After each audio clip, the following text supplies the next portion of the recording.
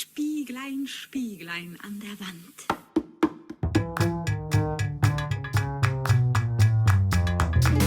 Hello, you most beauteous of beauties, and welcome to another episode of Ranking Every Version of, or Revo, or Through the Ranking Glass, or a better title if you can think of one. I'm still very open to suggestions. So, after much delay and a lot of hullabaloo, Disney's live-action remake of Snow White has finally come, and likely gone by the time I finish this video. And once again, the whole internet went into a tizzy over how Disney could possibly desecrate such a classic. But savvy media consumers know that any story as old as Snow White has already been desecrated several times over. For over 100 years, filmmakers of varying skill levels have attempted their own takes on this timeless tale, so today we'll be counting down the many other adaptations of Snow White, the duds, the disasters, the derivative, and the darned good, until we determine which version truly is the fairest of them all. Now, in the first episode of this series, we reviewed a whopping 27 different Pinocchios. We then followed that up with a comparatively breezy 14 Little Mermaids, but Snow White has been in far more films than either of those characters, so to keep this video to a reasonable runtime, I've been a bit more strict on what qualifies this time around. As usual, we're only including feature films, so no TV shows, short films, or stage productions, but now I'm also ruling out feature-length television specials, as well as foreign shows that have been dubbed and cut down to feature-length for American audiences. So sorry to fans of the Tatsunoko anime series, but I won't be breaking down which of the 3 film versions currently available online is the least incoherent. But for the record, it's this one. We're also not including fairy tale collabs or princess crossovers where Snow White only shows up as part of a team, she's gotta be the primary focus, and while I'm open to very liberal interpretations, I am requiring that some recognizable elements of the story be retained, so no Snow Whites that are snowy and white in name only. And last of all, so there's no confusion, there are 2 different Grimm fairy tales with characters named Snow White, but for this video we're only looking at the one with the 7 kindly dwarves, not the one with just the one very cranky dwarf.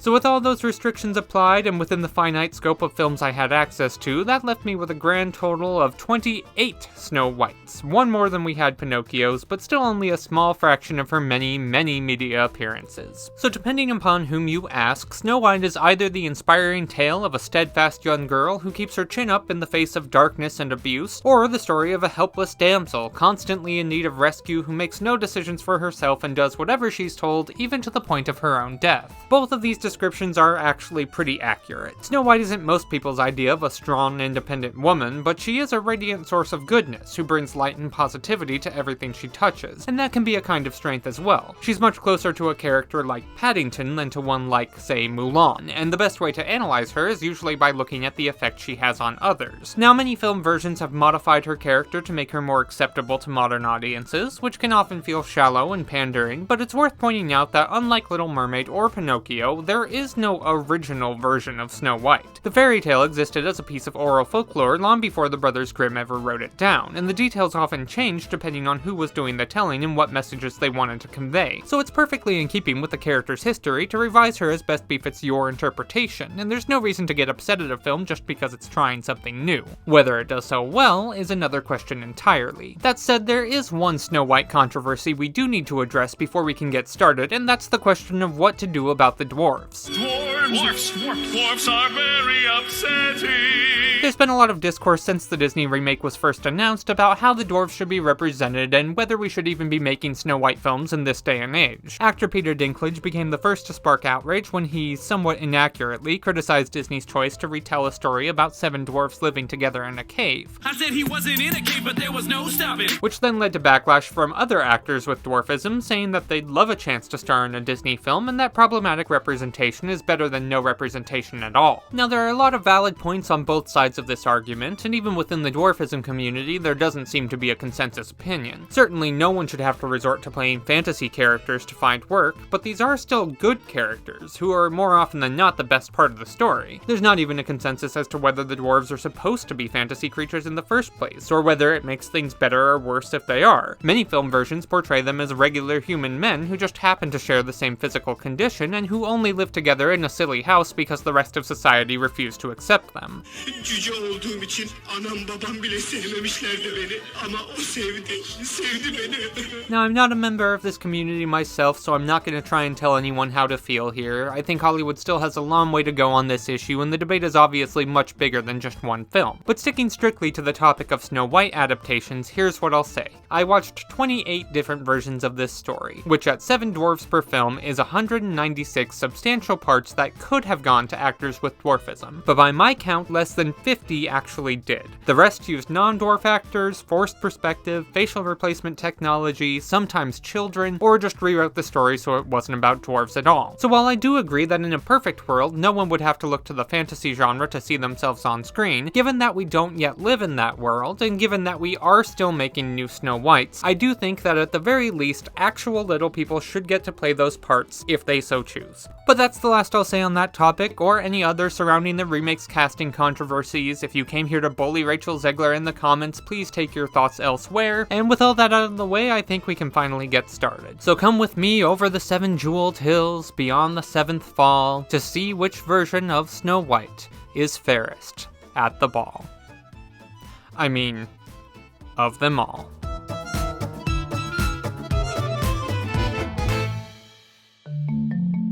Luke, you know I care about Snow. And you really think this camp will help? Oh, I know it will.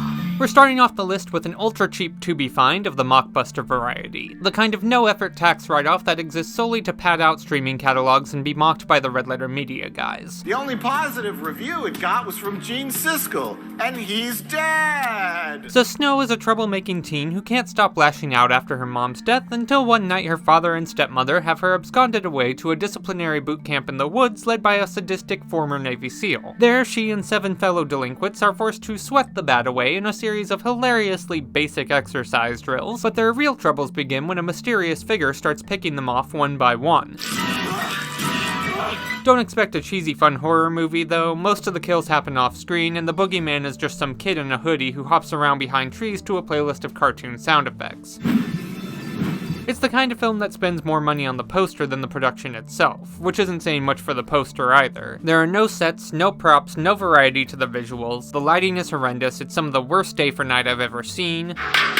Quiet, ladies. The music is badly mixed, half the dialogue is inaudible. To feel everything that I'm going to do to her. The costumes are non-existent, they just had the actors bring in jeans and black t-shirts, but then still went out of their way to tell us these are supposed to be uniforms. Everyone here at Camp Allegiance will wear their uniform every day. Even when they accidentally stumble onto a well-done moment, they still somehow manage to ruin it. Like this one shot of the moon is kind of pretty. It's got a nice distinctive cloud shape, looks a little like a rabbit, that's fun. But that distinction doesn't do it any favors when they then reuse this exact same shot 7 times. Seriously, I'm not even playing it on loop. This is 7 different clips from the film. The thing is though, I'd be willing to forgive all that if there was any sense that the film was actually trying. I'm not going to fault it for having a small budget, there are plenty of ways you can turn that to your advantage. Some of my all-time favorite films were made for about the same amount. But there's not an ounce of creativity in the way the film is presented. It's all just flat camera angles and embarrassingly weak dialogue. Because you're so much better than everybody else.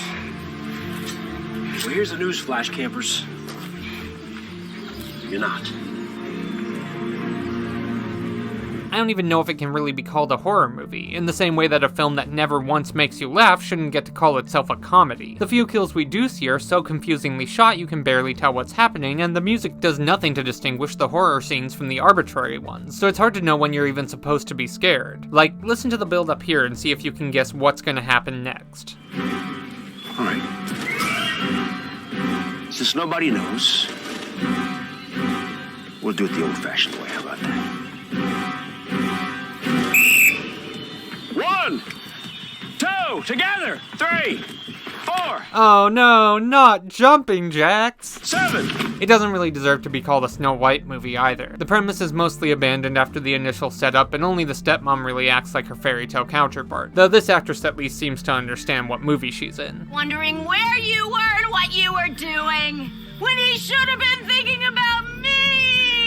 I'm probably giving it way more attention than it deserves. I doubt the filmmakers thought anyone on Earth would actually watch it, let alone enjoy it, but it does exist, so someone's gotta review it, and it may as well be me. Me!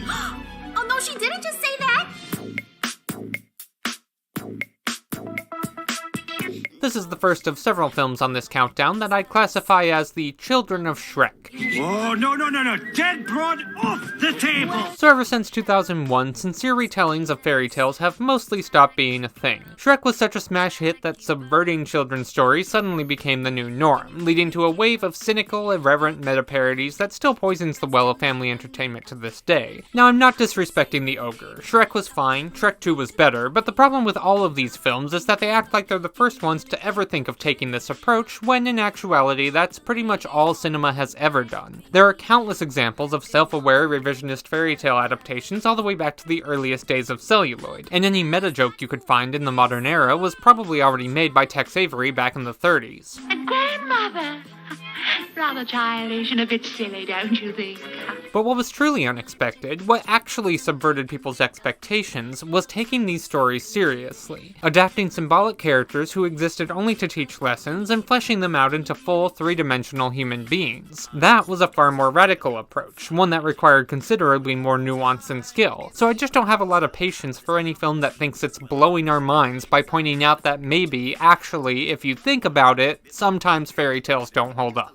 Ow! I'm on my keys. Happily Never After was one such film, a Cinderella story from Lionsgate in which the evil stepmother leads an army of storybook villains to take over Fairy Tale Land. The sequel, another bite at the apple, take a wild guess who they're trying to appeal to there, focuses instead on Snow White. And while the original was a poorly made, pop culture heavy, ugly CGI slog, this one is somehow so much worse. Holla! Holla! Snow White is your classic poor little rich girl, a spoiled princess who'd rather party with her friends than serve the people. Her evil stepmother tricks her into eating an apple, but instead of poisoning Snow White, it casts a spell that causes her to gossip, spilling her ugliest thoughts about all her friends and citizens on camera, and then blasting the video out to the entire kingdom the next morning. Now, Bo Peep, she's always bragging about her junk in the trunk. Junk's right. It's called too much gingerbread, honey. An angry mob drives her out of town, and she takes refuge in the cottage of the 7 dwarves, who decide to help her become a better person by teaching her to focus on others instead of herself. She performs acts of service, like helping rebuild houses for the 3 little pigs, or babysitting for the old woman in the shoe, until she can eventually have the strength of character to return home and claim her throne. All right, Pinocchio. Good as new. I was amazed by how quickly I found myself missing the first Happily Never After. The animation here is so lifeless, the jokes so dumb, the references so tone-deaf. I take it from your dress you've forgotten we were visiting the 10 Little Indians orphanage tonight? I don't even understand why they made it a sequel. The original wasn't a hit, and they didn't even bother with continuity. The dwarves don't recognize Snow White here, even though they already knew who she was in the first film. I bet damsel once took Snow White. The only real tie-in is that both films take place in a land overseen by 2 bumbling sidekicks who control the scales of good and evil, and it's sort of implied that the stories reset once they're finished, so that would explain the continuity errors. But the sidekicks don't really get a lot to do this time around, and they didn't even get the same voice actors back to play them, so it seems like they could have just cut them out entirely and called it a standalone film. Though I guess they figured we'd have an easier time relating to characters we already know than we would to a whiny, dead-eyed protagonist who looks like the Dr. and Mrs. the Monarch we have at home. I will admit though, against all odds, I did find myself rooting for Snow White by the end. I'm a real sucker for moderate character growth, and the scenes where she slowly learns to help others actually are pretty affecting, even if they're presented in the most childishly simplistic ways. Maybe this is just a personal weakness of mine, but I love any story where awful people gradually get less awful, and for that alone I'm willing to keep it out of last place.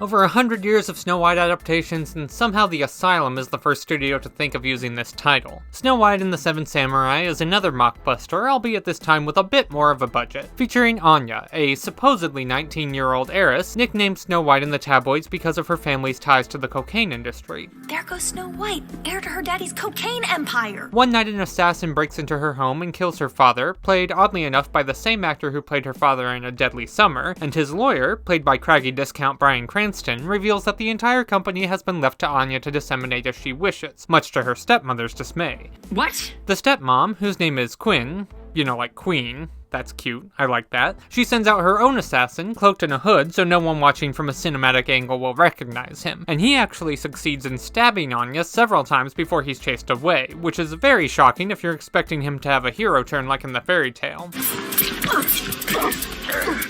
Her rescuer turns out to be a lady samurai, who nurses her back to health and reveals that she's part of an elite fighting force dedicated to fighting crime and corruption in the city. They train Anya to join their fold so she can take her company back from Quinn, but Quinn also has to contend with her shady business partners, who send out their assassin to assassinate her, and this assassin actually wears a mask. Though, I don't know, somehow I think she'll probably still recognize him. What? It's all very dumb, all very typical for Asylum, but from a plotting perspective it's actually not terrible. It holds together well and there are some mildly unexpected twists and turns. Mostly it's the acting that drags it down, especially from the Seven Samurai. Even by Asylum standards, their performances are pretty wooden. One wolf can be dangerous, but a whole pack of wolves is a death sentence. I'd say they must have been hired for their fighting skills rather than their acting, but unfortunately that doesn't seem to be the case either. The full-on action scenes when they come aren't that bad, the combat is passably choreographed and well edited, but the training montages have this comically feeble lack of energy that's pretty hard to take seriously. You want the fighting stance? Fighting stance. Okay, got you fixed up. Alright, it's gonna go here. Let's see a zebra squat. Good, here we go. We're gonna hit with the right foot. Right. Good. Asylum built their studio selling titles that imply a level of silliness usually lacking in the films themselves. Most of their actual productions are po-faced and dull to look at, and this one is no exception. But it's competent enough to get by, and even if there's not a trace of Kurosawa to be found, it still more or less delivers what the title promises. Any idea who that girl is? It's me, Red Shoes. I didn't know anyone could be so beautiful. This is the first Snow White we'll discuss that seems to be actually trying to be good, though it does not succeed. Basically, it's just a feature-length version of that one Beck Bennett sketch. What do you become? A beast? An ogre?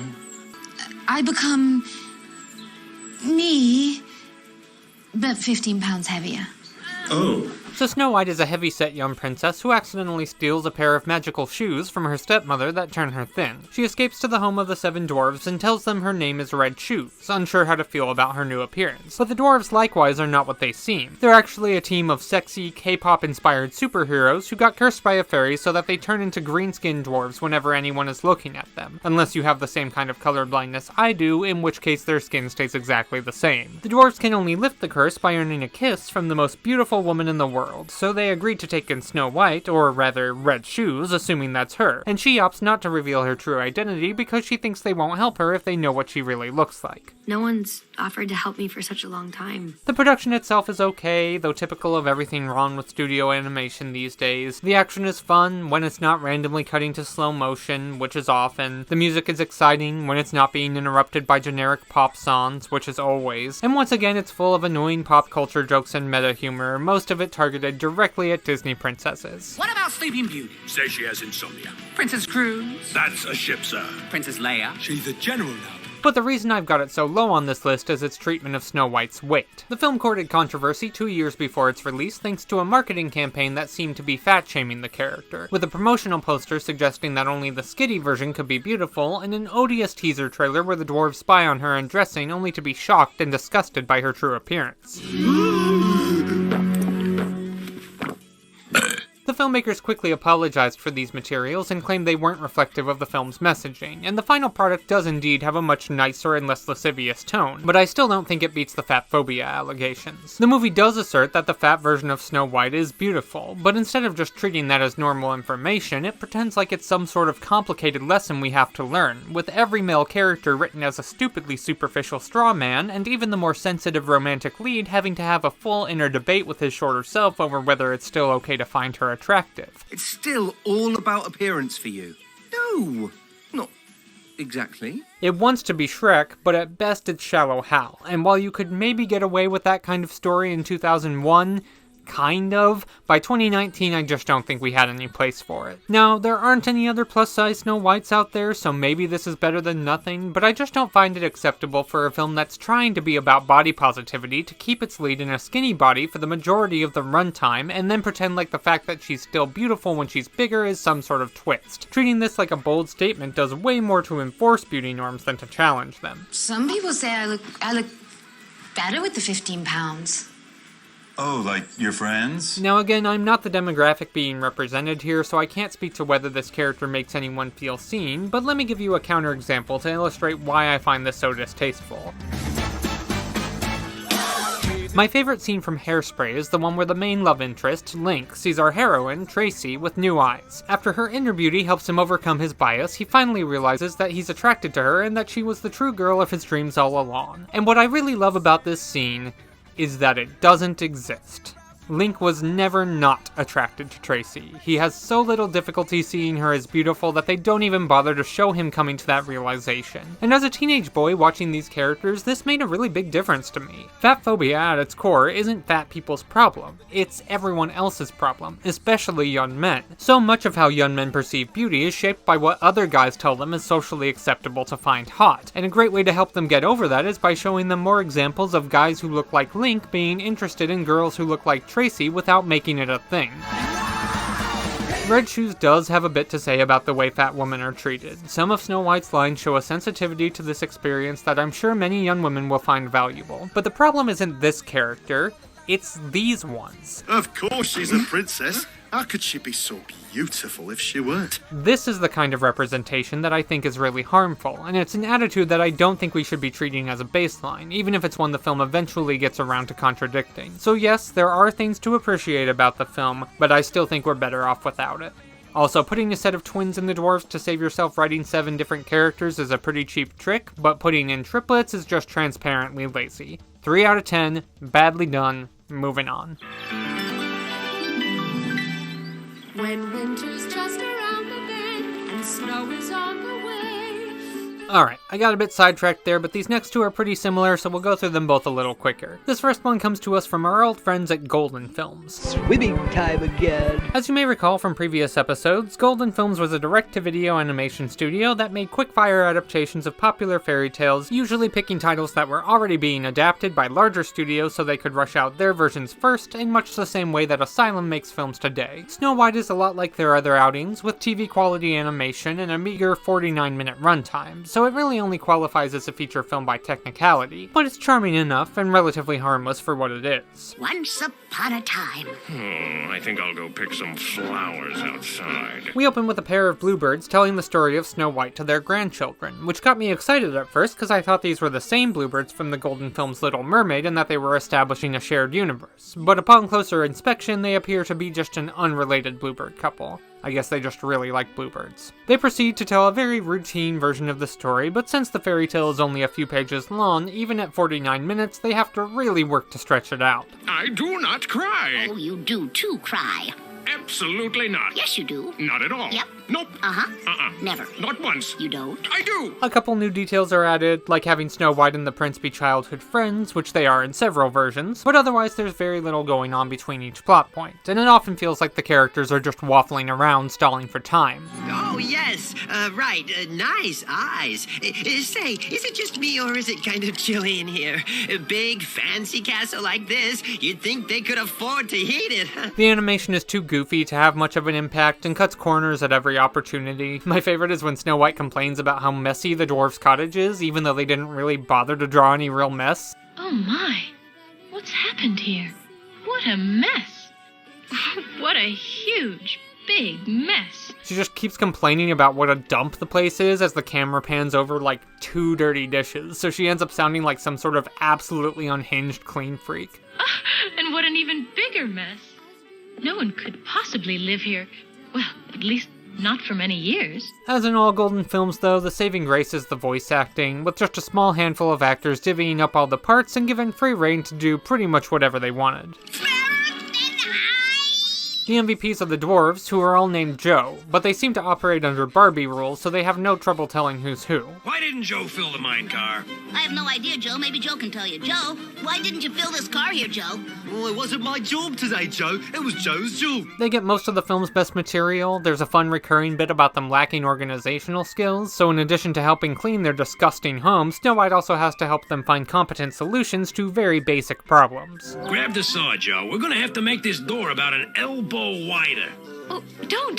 This is also the first Golden Films I've watched with multiple songs, which is a nice bonus. Usually they only have one. Again, this is probably just to help pad the runtime, but still, I'll take what I can get. We always get the job done. We may be little, but we work real good. As far as Golden Films go, I'd say this one is a little better than Little Mermaid, a little worse than Pinocchio. Not an embarrassment, but it'll probably put you to sleep pretty quickly. Though, I'll have to tidy the place up a bit before I could possibly rest. Next up is Jetlag Productions, a very similar studio to Golden Films that I've somehow avoided up till now. Both studios worked under the parent company Good Times Entertainment, with Jetlag taking over their animation wing after the contract with Golden Films ended. I'm not sure why Good Times opted to make another Snow White so soon after the last one, but it's a modest improvement. It was produced in Japan, so it's got a bit of an anime influence, with nice painterly backgrounds and even some multiplane camera work at the beginning. The character designs are a little more refined, the script takes itself a little more seriously, it's got an original score instead of just public domain music. All minor changes, but it adds up to a slightly more sophisticated production. You can call me Hedgehog. Robin. Cricket. My name is Tadpole, and you are still sitting on my bed. Instead of 7 different dwarves with one name, this one has 7 identical septuplets with different names, which you might think I'd be mad about given my reaction to the triplets in red shoes, but no, it's fine. In a film like this, it's fine. I'm Snow White.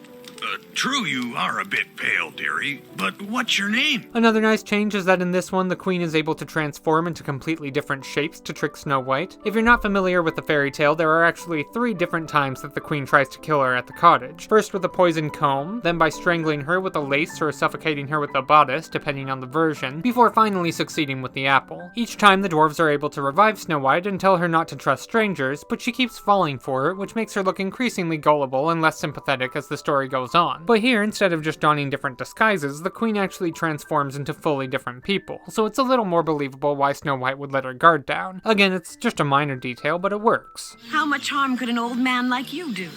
More than you'd suspect, dearie, more than you'd suspect.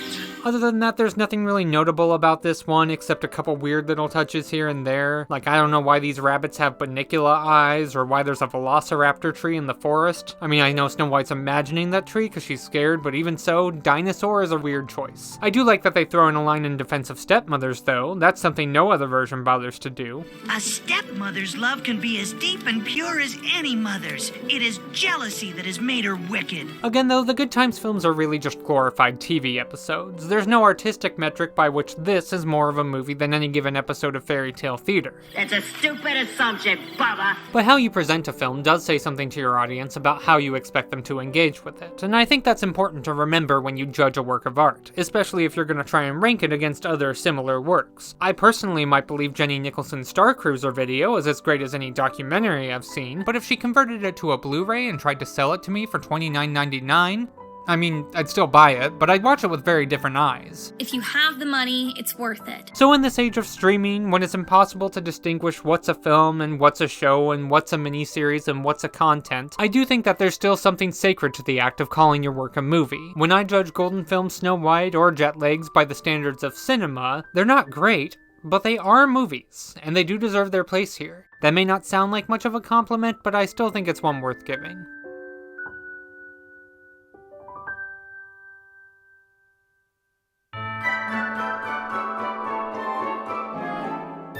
Considering Snow White is a perpetually merry character who literally has the word snow in her name, it's kinda surprising there aren't more Christmas movies about her. Which is to say there are 2. 3 if you count the weird TV special where she looks like Carol Channing dressed as Peter Pan, but we're not counting that one, so 2. The first is a Hallmark-style rom-com, technically made by Mar Vista Entertainment, but it's got all the hallmarks of Hallmark. The hopelessly sentimental story, the oversaturated Christmas decor, the cartoony score played way too loudly over every scene, the supporting black characters who nod approvingly whenever the white leads say something virtuous. Follow your heart's direction. It's the best driver you've got. That's a perfect perspective and great advice. So Blanca Snow is a small-town candy store owner born on December 25th, 25 years ago, who has since made Christmas her entire personality. She's called Blanca not because she's Spanish, but because, like in the fairy tale, her parents saw some snow on the day she was born and weren't very creative. You know, I was actually named Blanca because it snowed the day I was born. They do not explain why her last name is also Snow. Blanca is preparing for the holiday while also fielding the affections of the vain but handsome architectural designer Lucas Prince, as well as his rugged but handsome house painter Hunter. But unbeknownst to her, her wicked but handsome stepmother Victoria is scheming to get her out of town by Christmas so she can steal both her prince and her candy fortune. Victoria enlists the help of a hypnotist who erases Blanca's recent memories, including all knowledge of her forthcoming inheritance. But just as the spell is about to be finalized, Victoria's sassy the assistant enters the room mid-phone call and in a delightful twist says this. True love breaks all spells.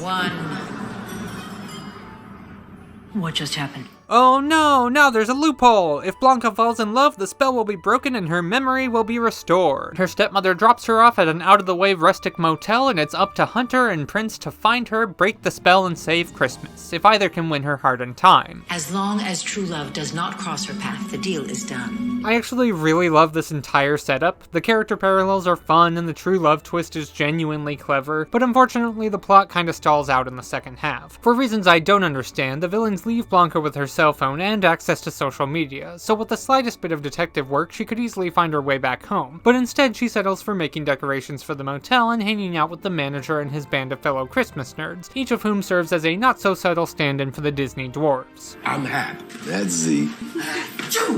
That's True. And this is Natalie, also known as Nats. Tim, our sound guy. Oscar. Pay him no mind. This is Doc, our manager extraordinaire. Yes, Doc is a woman. No, it's not because she's a doctor. It's short for Dakota.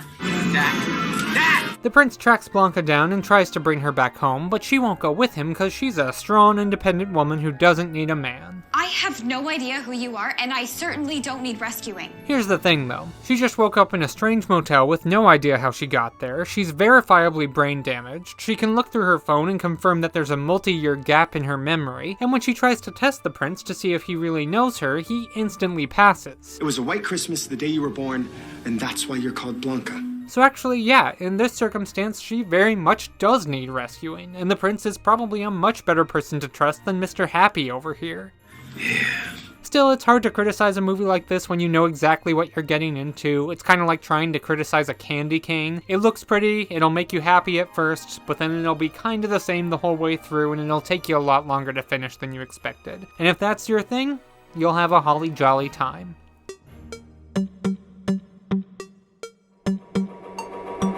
One of the wackier entries on this countdown, The Seven Dwarfs to the Rescue, is an Italian B-movie from the 50s that crosses the characters of Snow White with the story of Persephone and the set design of Flash Gordon. Welcome to the Magic Kingdom. The Prince of Darkness. While Prince Charming is away at war, Snow White is kidnapped by the sinister Prince of Darkness and taken away to his underground lair. The dwarves set out on a rescue mission, aided by Snow White's trusty nanny, but the evil prince has many dark powers and sends a variety of supernatural hazards to thwart their quest. I'm getting roasted. It's a very slapdash production, akin to the low-budget action serials that were popular at the time, and for the most part it follows a similarly serialized formula. The dwarves arrive at a new location, something dangerous happens, all hope seems lost, someone thinks of a solution, the danger passes, they go somewhere else, repeat. This allows for some occasionally fun set pieces, like when the earth turns into a giant corkscrew and sucks them under, or when they have to scale the castle walls, seemingly without the aid of stuntmen or special effects. But for the most part, it's just a series of long, unfunny slapstick sequences, usually topped off with a fat joke about the nanny. And I was sure the balloon would make you lighter. It didn't do any good at all. Don't worry though, they're not just picking on her because she's fat, it's also because she's a woman. I don't know why these women can't be content to stay at home. What makes the film most memorable, for better or for worse, is the Prince of Darkness, a dopey-looking comic book villain with a cabbage on his head who lives in an architecturally bizarre kingdom that's either in Hell, or Mars, or in ancient Egypt, I cannot tell which. The design was clearly cobbled together from whatever leftover sci-fi sets the studio had lying around, but normally you'd try to hide that fact by dressing up the sets to blend them in with the rest of the film. Here, they go the opposite direction and lean hard into an otherworldly design that couldn't look less like a fairy tale. Added to this, neither the prince nor his kingdom are in any way set up in the first part of the film. He just shows up out of nowhere and drops us into a completely different genre. One minute we're watching cottagecore icon Snow White going about her usual princess business, the next she's getting carried away by one of the Martians that Santa Claus conquered. It's very jarring. They also don't tell us until the end of the film who the Prince of Darkness actually is. The name implies that he's Satan, but his kingdom seems to exist in the mortal realm, so maybe he's some sort of alien or ancient sorcerer? But then the dwarves sneak into his chamber and find out the truth, and I literally laughed out loud at the reveal. He's just a mad scientist. He's a regular 1950s mad scientist plopped into the middle of an 1800s fairy tale. And this isn't like a Shyamalan twist. The dwarves aren't surprised to discover this. They don't go around picking up the test tube saying, oh, what are these fascinating devices that no one in our time has heard of? They just instantly and correctly assume that this is where all the magic comes from and start wrecking up the place. Come on, boys, we'll fix him. Let's break everything. Charge! Then the prince comes in and he says, no, not my science stuff. That's where all my magic comes from. And then they knock him over and they beat him up with their tiny little fists, and that's how they win. It is so stupid. I love it.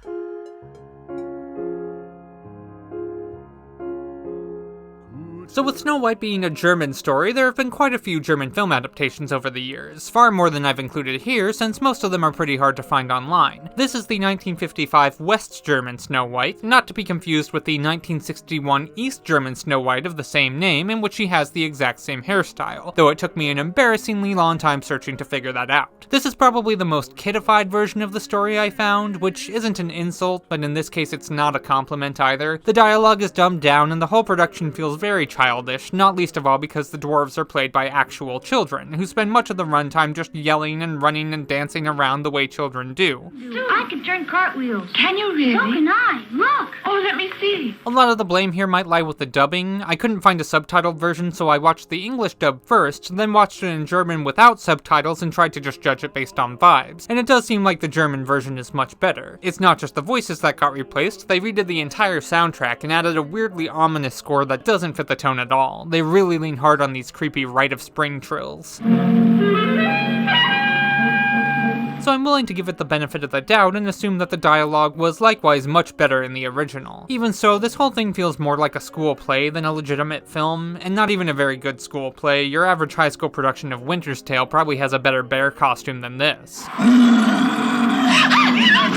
It is one of the more faithful adaptations I've found, but as we've said, that's not necessarily a good thing. Once again, Snow White's gullibility makes her pretty hard to sympathize with. This is less of a problem in animated versions because you can play her age as more amorphous. She can come across as young enough to fall for the witch's tricks while still old enough to marry the prince, and as long as you never say her age out loud, the audience won't really question it. And by won't really question it, I of course mean that they'll wait 70 years, then invent random ages for the characters based on no evidence whatsoever, and complain endlessly on the internet about the problematic age gap they just made up. But anyone actually watching the film won't question it. Here though, Snow White does come across as hopelessly naive, and it does make her pretty hard to root for, especially when she's always being spoken down to by children. Snow White, you must never do this again. Maybe there's a sense of whimsy here that's just lost in translation. It could be that the more juvenile tone works better in German, but I'm pretty willing to bet that even if I understood the language, I'd still have this one pretty low on the list. I'll say 3 things I do like about it before I move on though. 1, I like the way Snow White's dress is lined so she can turn it into a cloak. That's very cool. 2, I like the scene where the huntsman is trying to tell her the queen wants her dead and she won't let him get a word in. I don't know if it's being funny on purpose, but it makes me laugh. The queen is an evil woman. She has ordered me to... What? She has ordered me to... Tell me, Hunter, what is it? And 3, I like this moment at the end where the dwarves celebrate Snow White's engagement by throwing off all of their clothing. I know they're probably still supposed to have layers on under there, but this is the exact way you'd shoot it if you wanted us to think they were naked, so I choose to believe that's the case.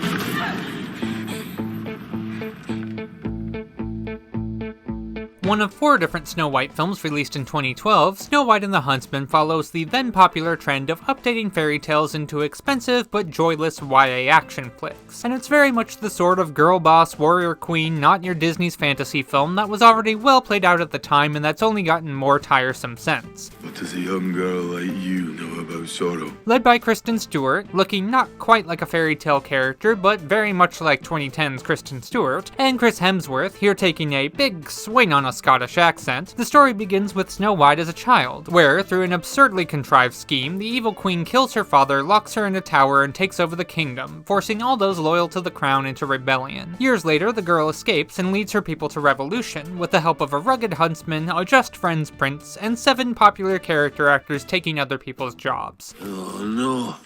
dwarves. I know I said I was done talking about how the dwarves should be cast, but I do want to point out that this is the worst possible way to do it. They had real little people for body doubles and then digitally replaced them with non-dwarf actors who they thought would sell better. It's about as close as you can get to literal erasure. If they could get a bunch of English eccentric character actors together, would they be willing to play dwarves? It would be an exciting thing. The film has very little flavor of its own and mostly just attempts to play to fan bases of popular franchises from the preceding years, so it's got a little Twilight and a little Marvel, a little Lord of the Rings, a little Game of Thrones. Welcome, brother. Hints of Braveheart. I once had a wife. A dash of The Matrix. She is the one. Even a weird homage to The Evil Dead at one point.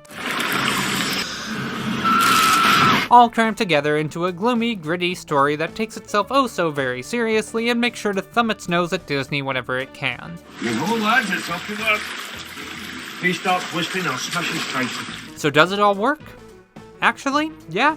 Functionally, it works just fine. It's coherently told. The tone is properly balanced and it follows through on each of its themes. It's not a good film, the script is bland, the CGI is intrusive, the color palette is dull, and it contains the only known instance of a bad Charlize Theron performance. You cannot defeat me! But narratively, it holds together okay, which came as a big surprise to me because I remember really hating this film when it first came out. At the time, I thought it felt totally disrespectful to the story and showed no understanding of Snow White as a character, but after 10 years of revisionist remakes and franchise reboots, legacy sequels that attempt to honor their source material by plugging their fingers through non-existent plot holes and cramming in new themes that completely contradict the old, it was strangely refreshing to revisit Snow White and the Huntsman and find that it at least follows its own internal logic. Yes, it's yet another fantasy film that thinks putting the heroine in pants automatically makes her a better character, but her journey from damsel to action hero does make sense for this version of the story. And honestly, sometimes you do need pants. Some of that underbrush looks pretty treacherous.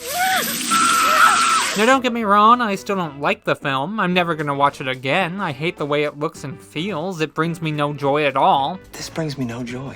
At all. I feel nothing. But it does have a cohesive story with a beginning, middle, and an end, and I guess for that alone I need to give it a pass. I know that's a low bar for acceptability, but those are the times we live in, I suppose. Oh, and it also had a pretty crummy sequel, which I didn't include in this countdown since Snow White's not in it, but the short review is, it's pretty crummy.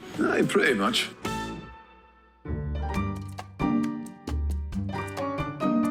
Well, it had to happen. Sorry everyone, nothing I could do to avoid it. Sooner or later, we were bound to get a version where Snow White bangs all the dwarves. White as Snow is a steamy erotic thriller that uses fairy tale iconography to explore the forbidden sides of human desire. Starring rosy-cheeked ingenue Lou Delage as Snow White and silver screen titan Isabelle Huppert, perfectly cast as the Wicked Queen. Tu es jeune, tu es belle. Tu as la vie devant toi. Moving at lightning speed through the first act of the story, we see Snow White introduced, abducted, abandoned, and adopted into a new home, all before the 10-minute mark. The rest of the runtime focuses on her relationship with the dwarves, 7 local men who help her build a new life and each find themselves rejuvenated by her in turn, spiritually, emotionally, and most often physically. The film is directed by Anne Fontaine, and while it might look at first like a cheap sexploitation picture, it's ultimately a story of reclamation. Snow White, here named Claire, lost all sense of drive and motivation as a child when her mother died in a car accident, but after being nearly murdered by her stepmother and forced to start over, she suddenly finds her lust for life reawakened, and uses the men around her to explore it, even if it means towing a few ethical lines in the process. The dwarves are not an especially desirable lot. Most are older than her, they're socially awkward, irritable, they say creepy things and use intimidating body language, but Claire not only insists on seeing them as non-threatening, but even delights in the realization that she may be the threat. She may be the one to violate their space and push them outside their comfort zones. Sous mes dehors un peu fantasque, je suis tout ce qu'il y a de plus normal. Et moi, je suis peut-être pas aussi normale. So that's compelling enough. It's a clever way to modernize a classic tale while also feeding French cinephiles their usual diet of introspective character analysis mixed with sleaze, but the film has what Americans might refer to as a likability problem. The story is strangely inert. The plot never seems to be going anywhere, even when it's following the beats of the fairy tale. The interactions feel completely without consequence, no one exchange leads into any other, and for a character study, the characters aren't especially interesting. They spend a lot of time talking about how they feel and what it means to be them, but they never seem to be actually inhabiting the space they're standing in. Usually they just prefer to monologue about it. Ça me touche ce que vous dites. Ça me touche profondément. In the end, what we're left with is a very shiny surface that encourages you to look deeper and then offers almost nothing underneath. The film frames Claire as salaciously as possible, watching her undress, leering at her from around corners, coating her at all times in soft boudoir lighting. It wants the audience to feel power over her so she can then surprise them all the more when she takes the power back. But she only ever really does that with sex, so once you realize that's the gimmick, you're kinda just left waiting out the clock while she chews her way through each of the 7 men. In fairness, she doesn't actually sleep with all 7 of them. She flirts with all of them, but she only sleeps with 4. And not all at once. But not always one at a time, either. People sometimes think of art house cinema as conferring a sense of higher quality, but in reality, art house is just a genre like any other, and its merits depend on how well it's done just like anything else. So if you were to leave this film feeling like it was just a thin excuse to play out some pervy male fantasies about a beloved childhood character, that's a fair interpretation, even if it's not what the filmmaker intended. Though it is definitely what our next filmmaker intended.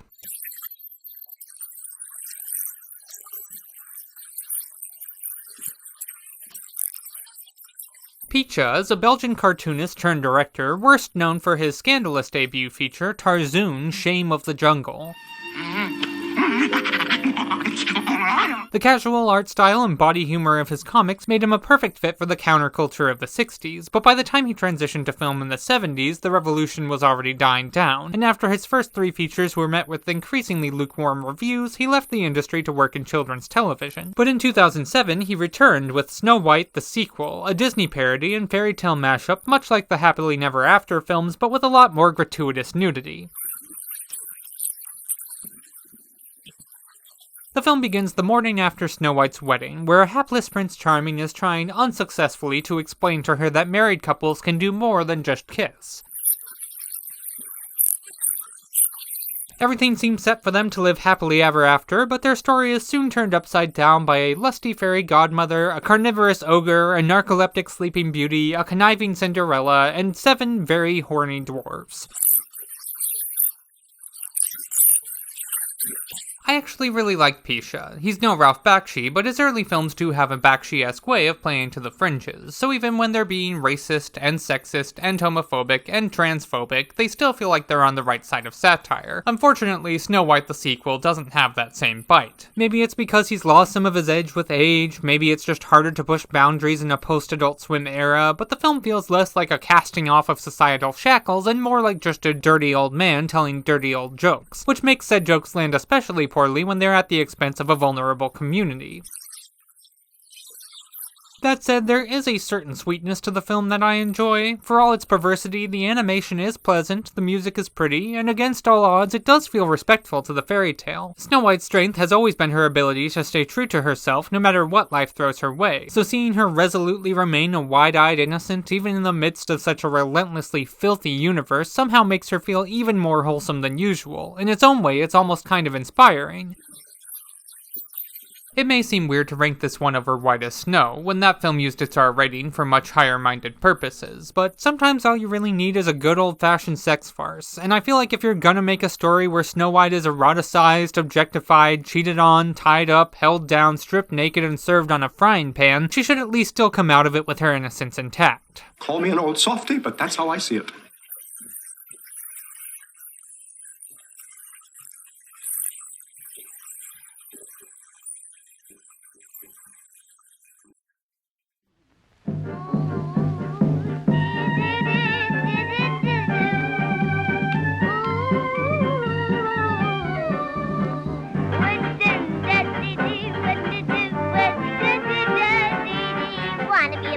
Want to be a member? Yes.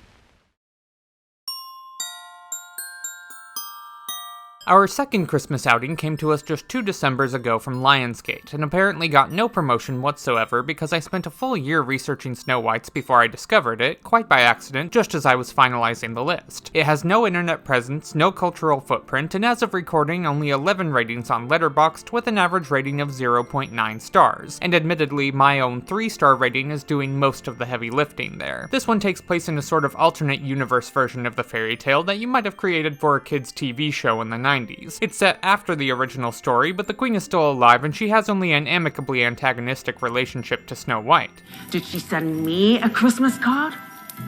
Bring over a batch of cookies. I really like the low stakes here. It's a refreshing change of pace. The Queen just wants to ruin Snow White's Christmas, but she doesn't actually want to kill anybody unless she can do so in a decidedly silly way. The plot's not really important. The Queen and her warlock kidnap the prince to keep him from getting home for the holidays, and instead of 7 dwarves, Snow White is aided by 3 jolly Scandinavians. You know, sometimes you slay the dragon, sometimes the dragon slays you. For a pretend sequel, there's a weird amount of fake continuity too. They keep calling back to hyper-specific past events and characters that we've never seen and never will see. There's even a whole illustrated sequence where the Scandinavians tell us what their former acting troupe is up to now, like it's the end credits of a season of Bake Off or something. Francisco opened a tavern. He always did love food. What about Andre? Andre opened his own blacksmith shop. They will all be at the Stone Age Solstice Festival. I bet you love that festival. The film can't seem to decide if it's a parody or not. The story is played straight and is actually very charming, but then it's got these dumb, kinda universe-breaking jokes that almost never land, so it's hard to tell what tone they're going for. It was nice of Hansel and Gretel to remember me. They did not send you a Christmas card. They sent you a summons to appear in court. The acting style is really weird too. There's a lot of dead air in the dialogue, and some of the lines feel almost improvised, but not like well improvised, more like they're trying to cover for someone missing their cue. If no one else will say it, I will. Something about this whole thing smells fishy. But there's no fish in the soup. You'd think this was all due to budget constraints, but actually it's a fairly nice looking production. They had enough money for a castle and a horse and at least 1 drone, so I don't know why they couldn't afford to spend 5 extra minutes in the editing room trimming the bits where the actors sound like they're trying to remember where they parked. We're not even sure she did this.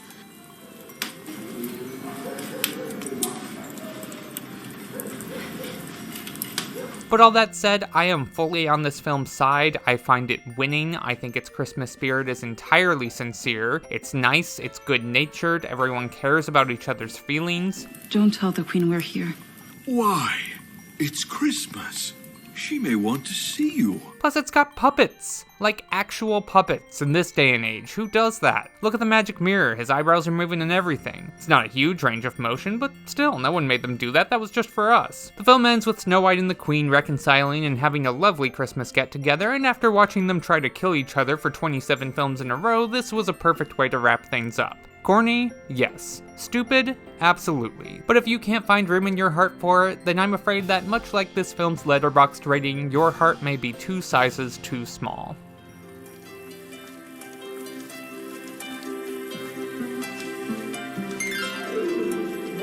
Cannon Films was another quantity over quality studio, although one that allowed for considerably more variety and artistic freedom than most of the others we've discussed. Their Snow White was part of a short-lived fairy tale series they launched in the late 80s, and it's the first true musical we've seen on this countdown. Some of the other Snow Whites have had songs, but usually just a few here and there, and none that actually progress the story, so it was nice to find one with a real good bounty of original show tunes, even if some of the tunes are a little less original than others. Let it snow, let it snow, let it snow. We open with the prince this time around, leading his men home from a journey and discovering Snow White's body in the woods, and the story is then told in flashback as the dwarves explain how she got there. Let's start at the beginning. This is an okay solution to the problem of the prince. In the fairy tale, he and Snow White have never even met before he finds her body. He's just a complete stranger, so his subsequent proposal really does come out of nowhere, as does her acceptance. Most versions get around this by giving them some sort of meet-cute in the first act, or by having them be childhood friends. But if you do want to stay faithful to the fairy tale, the flashback structure is a good way to do it without making the prince look like a total creep. Snow White still gets engaged to a man she just met, but we at least have gotten to spend a little time with him, so we know he's okay. He's a cool dude. Every day I dust the books. For Cannon, this is a pretty impressive production. It's got cozy sets, fun, quirky costume choices, and some very striking imagery. The magic mirror, in particular, is a standout. What do you want? He's got these creepy painted faces all around the border that are constantly murmuring and cackling at you, and whenever he speaks, the whole room is flooded with blinding electric lights. It's genuinely disturbing. I mean, it's no puppet, but it does feel like the sort of thing that could have been a Henson creation. Unfortunately, this one is held back by one rather regrettable scene towards the end. Once again, the Queen dons 3 different disguises to fool Snow White, and since they had Diana Rigg in the part, they figured why not let her stretch her acting legs and do some accent work. So when she comes in with the apple, she's an old English woman, which is fun, but for the bodice, she's a Romani peddler, which is less fun, and for the poisoned comb, well, let's just say it's not Dame Diana's proudest moment. Good day. Where did you come from? Far, far away.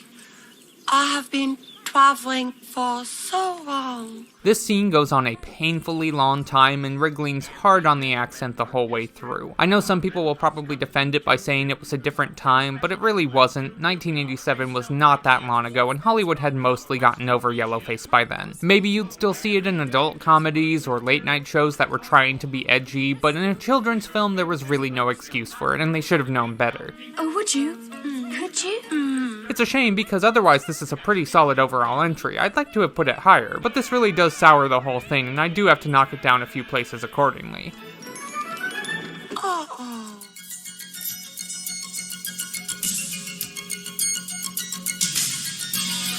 Following the meager reception of Pinocchio and the Emperor of the Night, the nearly bankrupt Filmation studio took one last stab at an unlicensed Disney sequel with Happily Ever After, which was briefly released overseas before legal pressure from Disney stalled its distribution, and Filmation ended up closing its doors before it could make its way to American audiences. It finally got a posthumous wide release 4 years later in the summer of '93, where it was panned by critics and trounced at the box office by, of all things, a re-release of the original Disney film. I can't wait to see them again.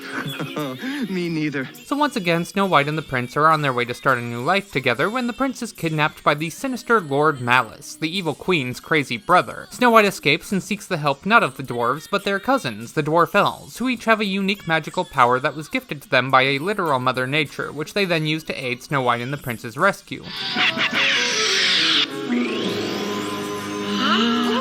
It's too bad this wasn't released until 1993 because it's very much an 80s film. The action plot and the superpowers and the cheaper animation all place it firmly within the genus of 1980s adventure cartoons made as cross-media marketing ploys for toy brands, and by the standards of that genre, Happily Ever After is not bad at all. But animation changed a lot in the intervening years, and it's easy to see why critics were quicker to dismiss it when the competition included some of the greatest animated films ever made. The most notable disparity between this and the Disney Renaissance is, of course, the songs. Listen, kid, I think you should know, bad like me is the way to go. The film deploys its musical numbers the way Tommy Wiseau deploys sex scenes, abruptly, with no advanced warning usually bestowed on characters we've only just met seconds earlier and to whom we've had no chance to form an emotional attachment. Rude dude, you got that? The voice acting is equally perplexing. It's a surprisingly star-studded cast, and they're all doing a fine job, but the problem is none of them are playing the right characters. It's like they picked the perfect actor for every part, and then at the first read-through just decided to mix them all up and assign them randomly. What did they say?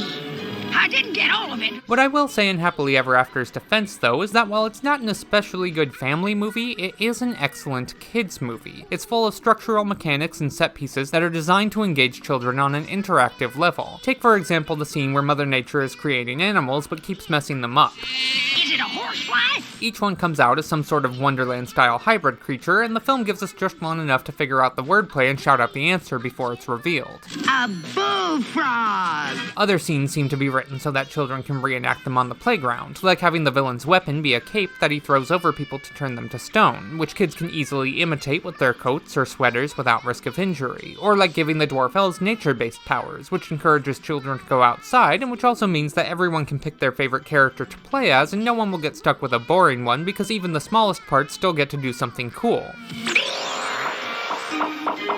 Plus, there's even a sad boy character if you've got one sad boy who wants to play, and he usually tags along about 20 feet behind the girls, so you can make him feel like he's part of the game without even having to talk to him. They thought of everything, it's perfect. Come on, girls, time for action! I think there's a lost art to this kind of interactive children's media. You don't really see it much anymore. Granted, I don't watch as many kids' movies as I used to, so maybe it's still there and I'm just not watching the right ones, but I feel like everything today is about telling children how to feel, and none of it's about telling them how to play, how to think and move and work as a team, learn resourcefulness, and find creative solutions to problems. Granted, these values also played a convenient role in helping studios sell more toys, but you know what?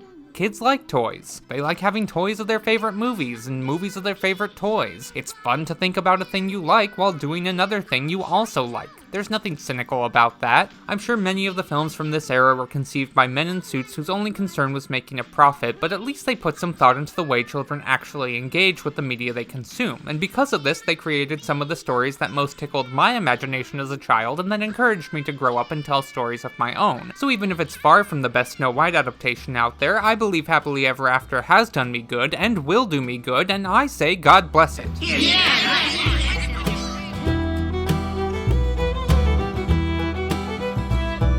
So when Asylum released Snow White and the Seven Samurai last March to capitalize on the upcoming Disney remake, not realizing said remake would then be delayed by a full year, it wasn't the first time they tried to get in on Snow White mania. Back in 2012, they released Grimm's Snow White, which coincided with the dual release of both Mirror Mirror and Snow White and the Huntsman, and borrowed heavily from Huntsman's visual aesthetic. Given Asylum's track record, I assumed this would be yet another lazy, rushed-out ripoff filled mostly with dull scenes of people standing around talking in rooms. I was mistaken.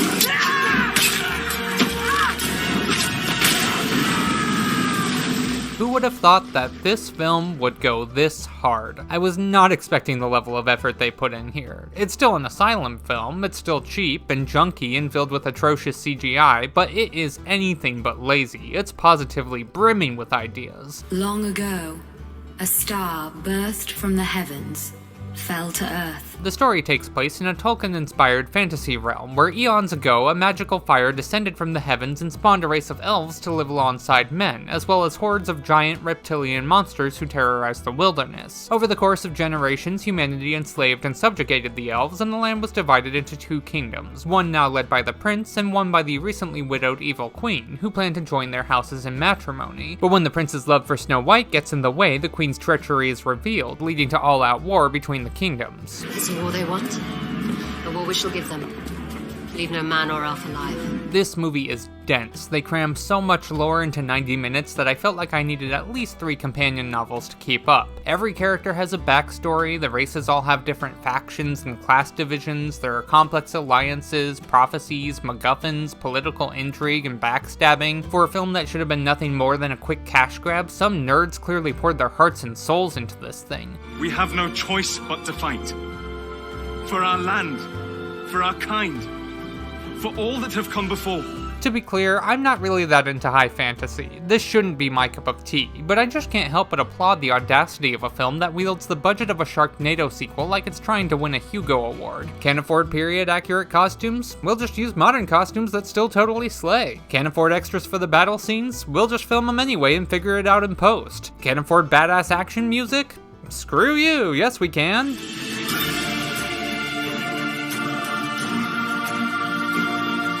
This film was probably made for about 0.5% of what Snow White and the Huntsman cost, but it's so much more fun, so much more energetic, and honestly it looks better. Cheaper, yes, but still better. Like, say whatever you want about these CGI dragons, but are you really gonna tell me you prefer Huntsman's horrible little Mac and Me fairies? Well done, nerds. Your movie's awesome and you should be very proud.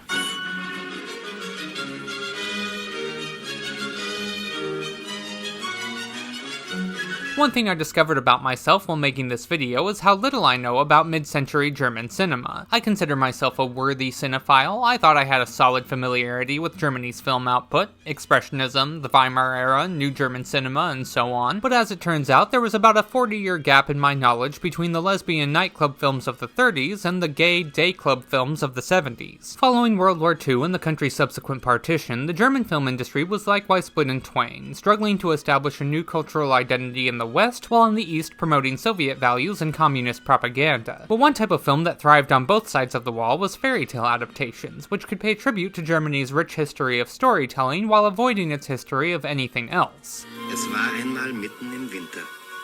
und die Schneeflocken fielen wie Federn vom Himmel herab. The East German Snow White is the most faithful version I found to the Grimm's fairy tale, almost to the point of feeling experimental. It's a bit like Gus Van Sant's Psycho remake. It follows the original so closely that it becomes more a study of the nature of adaptation than an adaptation in and of itself. Cinematic expectations of emotion and excitement are paid little mind, with the story instead emphasizing elements of oral folklore, like repetition, narration, numerical symbolism, and repetition. And while this certainly evokes the tone of the fairy tale, I wouldn't call it especially compelling. 1, 2, 3, 4, 5, 6, 7 Stühlchen. 1, 2, 3, 4, 5, 6, 7 Tellerchen.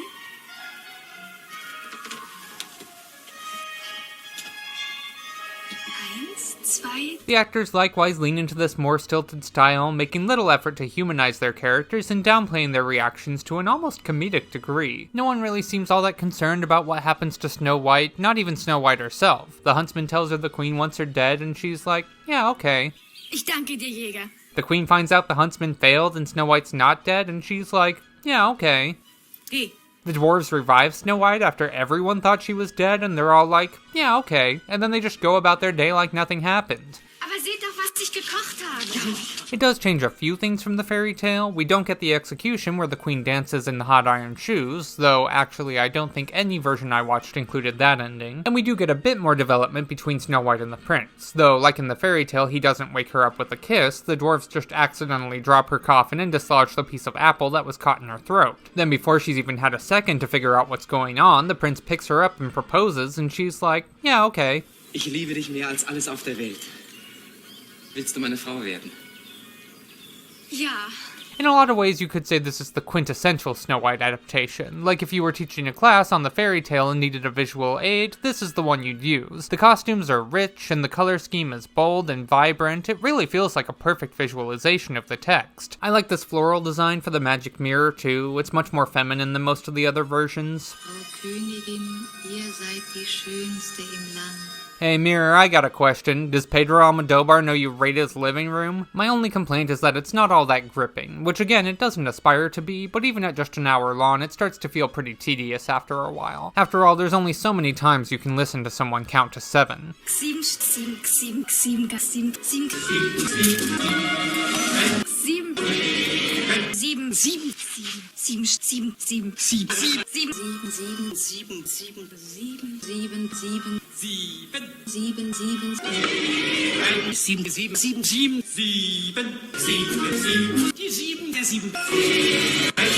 Aus.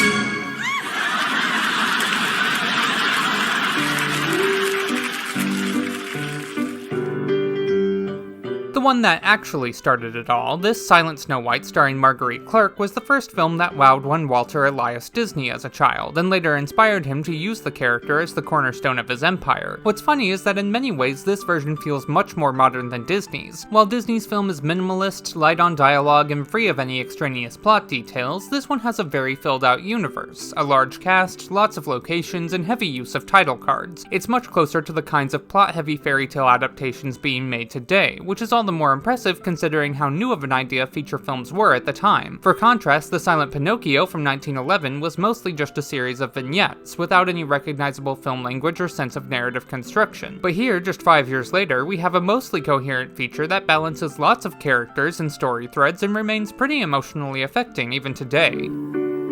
We open with a very odd little framing device. We're introduced to the story by Santa Claus, who leaves out toys of all the characters so they can then reenact the tale. We then meet the evil queen, who's here split into 2 different characters, the stepmother, who wants to be the fairest, and the old hag she goes to for help, who knows all the magic. Although the stepmother also becomes an old hag when she goes to kill Snow White, so really this hag is more filling the role of the magic mirror. Except also there's also a magic mirror. And also there's a Catman. Hi, Catman. The prince gets a slightly more prominent role than usual, as does the huntsman, who's got his own family and agenda and stuff. There are court officials, servants, handmaidens, it's all very lived in. Again, big contrast to the Disney version, where the entire kingdom seems to have a population of 4. Plus, there are a ton of fun little details they throw in to give the film its own sense of character. I like the scene where the hag figures out the huntsman brought back a pig's heart by using it to make a potion that gives her literal pigtails. I like the first introduction we get to Snow White, face down in a giant cooking pot, and I like that even even though she's basically enslaved, she still commands her subjects with the authority of a princess, just one who also unrelatedly has to do a bunch of chores. I really like the moment where the dwarves are trying to think of gifts to give Snow White, but because they're minors, they think jewels are too common, so they present her with what they see as more valuable items like almanacs and knives. I love these animated interstitials of the witch flying around. Fantastic. And while I don't know if they were deliberately going for laughs, I'm quite tickled by this moment where the queen tries to cover up Snow White's assassination by saying she's sending her to, and I quote, a boarding school for backward princesses. I know the queen is lying here, but I really hope that school still exists in this universe. I bet their debate club is unbeatable. Sadly, the one downside of this film is that part of it no longer exists. It was considered lost until an incomplete print was discovered in the early 90s, and there are still several scenes missing, most notably the poison apple sequence, which here lasts only a few seconds. But what does survive of the film holds together very well. It's no masterpiece, but to an impressionable young mind with a big imagination, there's plenty of magic to be found.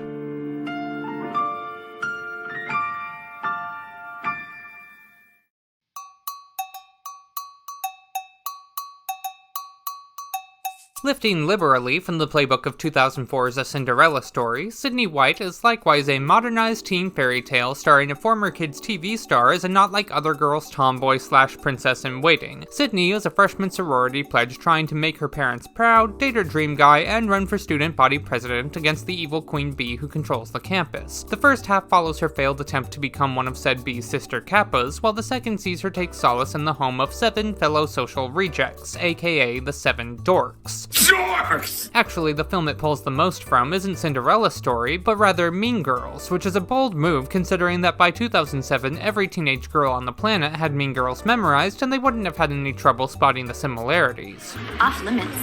He's Rachel's boyfriend. Oh, you can't like Aaron Samuels.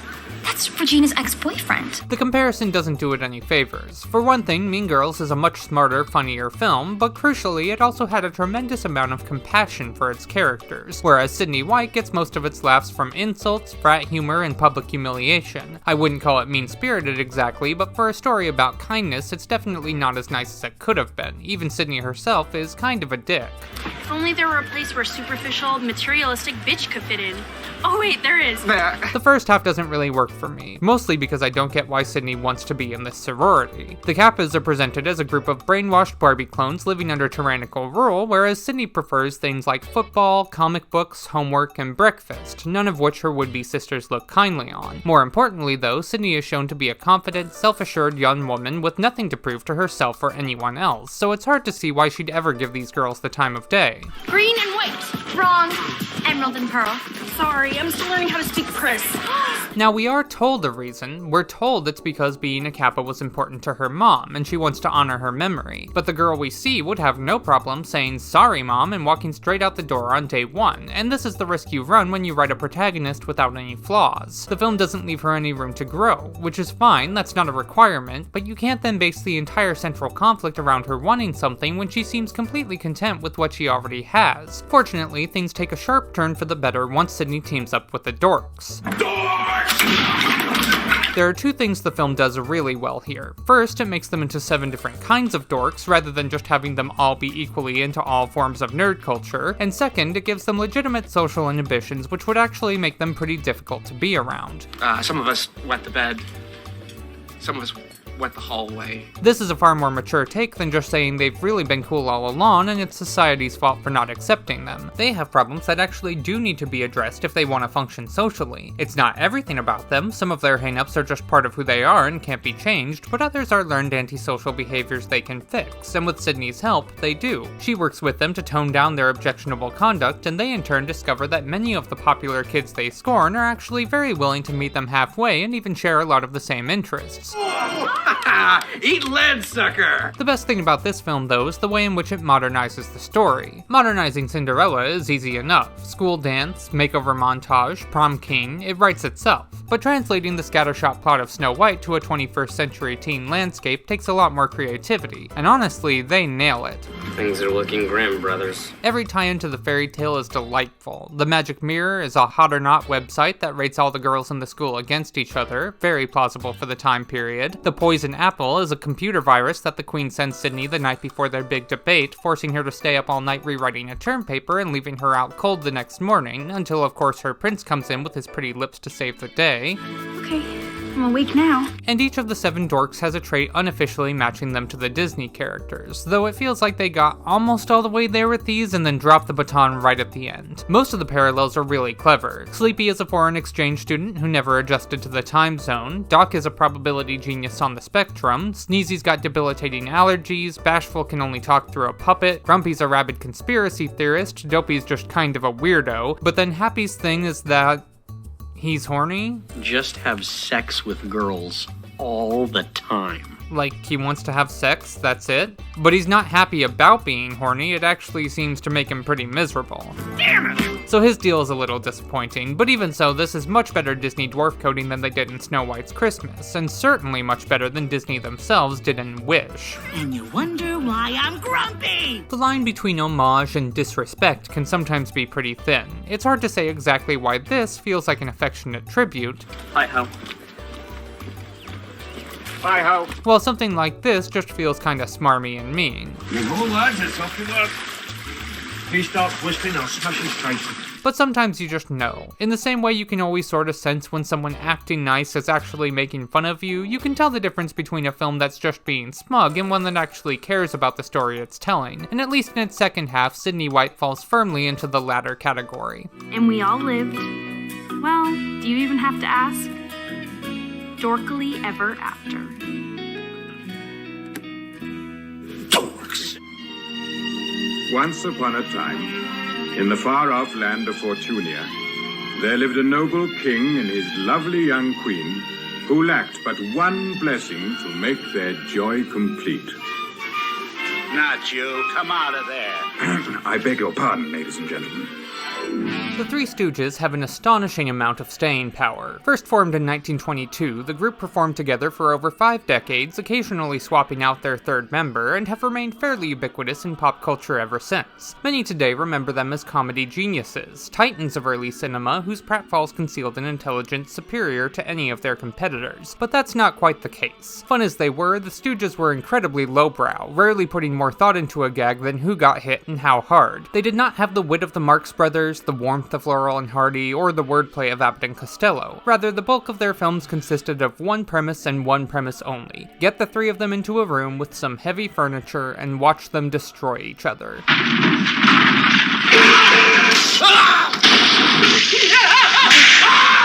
Unsurprisingly, this format was best suited for short films, but in the early 60s, during the Curly Joe era, the group saw a late-career resurgence in popularity, and Columbia Pictures greenlit 6 feature-length films for them to headline. 5 of those are exactly what you'd expect. Quick-fire gag pictures shot cheap in black and white and strung together by the thinnest of plots. But for Snow White, they made an exception, delivering an extravagant, show-stopping musical on ice, complete with dream ballet.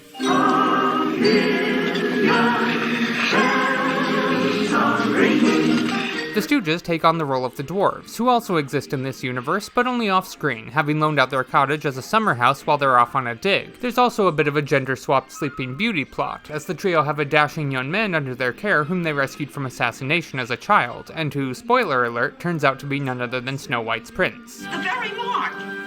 He is the prince! Snow White is played by Olympic gold medalist Carol Heiss, cast more for her skating than her acting, though it's a worthy trade-off, while the prince is played by 3 actors, Edson Stroll when speaking, Bill Lee when singing, and Mel Blanc when performing his ventriloquist act. I'll tell you what he's thinking, Your Highness. He thinks you're No, you don't. Blanc, of course, is known as the man of 1,000 voices, though call me crazy, but I think maybe he's done this one before. Why am I dancing and singing? The film was, unfortunately, a flop, partially because the Stooges themselves were relegated mostly to the sidelines. The bulk of the runtime follows the more serious characters, all of whom play their roles completely straight, and when the Stooges are on screen, there's very little slapstick. At times it almost seems to be taunting us for expecting a more traditional Stooge outing. In one scene, they sneak into the palace kitchen in a huge food cart where 3 conveniently similar-looking chefs are working with a number of dangerous appliances, and you think, okay, we're finally gonna get some good physical comedy. But then it's just 2 quick knocks on the head, a couple pies to the face, and the scene is over. Mo Howard later disowned the film, calling it a Technicolor mistake, and while I think that's a little harsh, I will admit it's not breaking any new ground. It is pretty openly derivative, not just of Disney's Snow White or Sleeping Beauty, but also Robin Hood, The Court Jester, Wizard of Oz, and pretty much anything else that was popular at the time. Still, I can't help but find it lovable. It's always fun to put low-stakes characters in a high-stakes situation and see how well they rise to it, and actually I think the absence of slapstick is part of what makes it feel special. With no gags to fall back on, the Stooges have nothing to do but act, and they give surprisingly tender performances, showing uncharacteristic humility in Snow White's presence. You don't have to worry about the Queen anymore. We took care of her. You're the only queen there is now. It's one thing for Snow White to warm the hearts of characters we've just met, that's her whole deal, but it's quite another to do it for characters who have spent the past 40 years poking each other in the eyes. Seeing these perpetual screw-ups finally slow down and show a softer side just goes to show what a unique presence Snow White really is. She's the only character in history whose values are so strong, even the Three Stooges couldn't break them.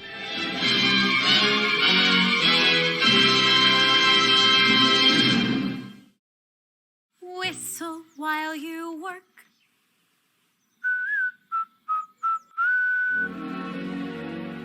I don't know what you're all on about, I thought it was pretty good. So hum a merry. The effect of watching the same story retold 28 different ways is that you lose all ability to be outraged by what any individual version does or doesn't change. It's very funny to spend a full year watching all the wild, randy, utterly bonkers adventures this girl's been through, only to then see the entire internet lose its mind over what is ultimately one of her most mild and inoffensive outings. Disney's long-debated remake isn't all that interested in the original film, which is fine. It still has the same iconography and most of the same scenes, but they're all skimmed over pretty quickly in favor of the new stuff. The only sequence that really seeks to recapture the feeling of the original is Whistle While You Work, which condenses basically the entire emotional arc with the dwarves down to 5 minutes so they can then move on to other things. Snow White leaves the cottage early on and falls in with the surrogate prince, here more of a Robin Hood, Flynn Rider type, and his band of 7 merry bandits, and after some hijinks, both septets eventually team up together to take down the queen. So basically it's a cross between the original film and Snow White and the Huntsman, which is about what I expected, but what I wasn't expecting was that it would be a sunny, cheerful, light-on-its-feet musical romp that wants nothing more than to make you smile. Well, that sounds an awful lot like Princess Problems. There are a handful of moments that I'm sure some people will find annoying, a couple of lines that feel like underhanded digs at the original. 'Cause you can't fix the world baking apple pie. But for the most part, it just wants to be its own thing, and it's having fun doing it. I like the new songs a lot. For once, they're actually about the characters, and most of them have lyrics that specifically apply to what's going on. Not as much as they would in a real musical, but certainly much more than I expected given the songwriting team. They're sung with proper theater kid gusto and set to actual choreography, which is great. I'm so happy we're not embarrassed to be making musicals anymore. At one point I just wrote the word joy in my notes for no reason in particular. Yeah, we know. The best new number by far is the Queen's villain song. It's super campy and fun. Not to endorse Gal Gadot's politics, but she kinda kills it.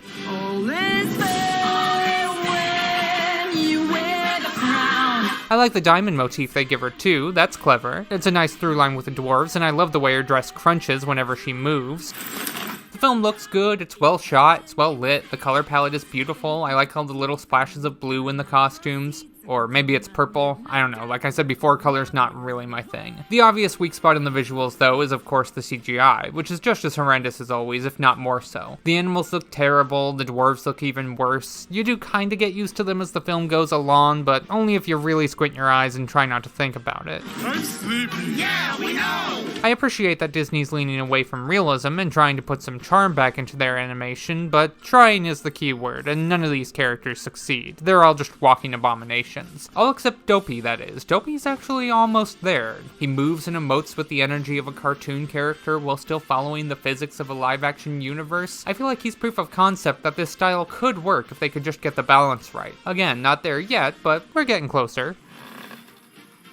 If that helps. The film is a little messy from a plotting perspective. It seems like there were probably 2 different story pitches that were crammed together at some point in the writing process, one with the 7 dwarves and one with the 7 bandits. I don't think this was done due to internet backlash like some have suggested. I think it's just a classic too many cooks situation. There are overcrowding problems like this in almost all the Disney remakes. That's just what happens when a film this big tries to be about too many things at once. But that said, the scenes where all 14 characters work together are actually some of my favorites in the film, so I'm kinda fine with it.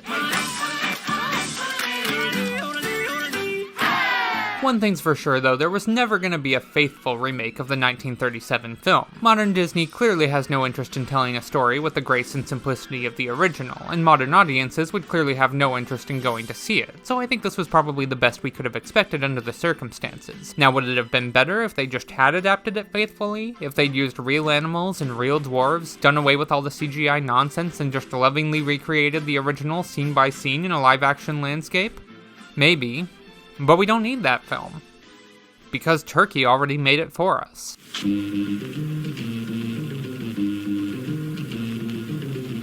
So this one I am very confused about. This is a Turkish version from 1971. It was apparently well liked in its home country. It played regularly on Turkish TV for many years after its release. And the thing is, it's a Disney remake. I'm Snow White. Snow White, the princess. Adım Pamuk Prenses benim.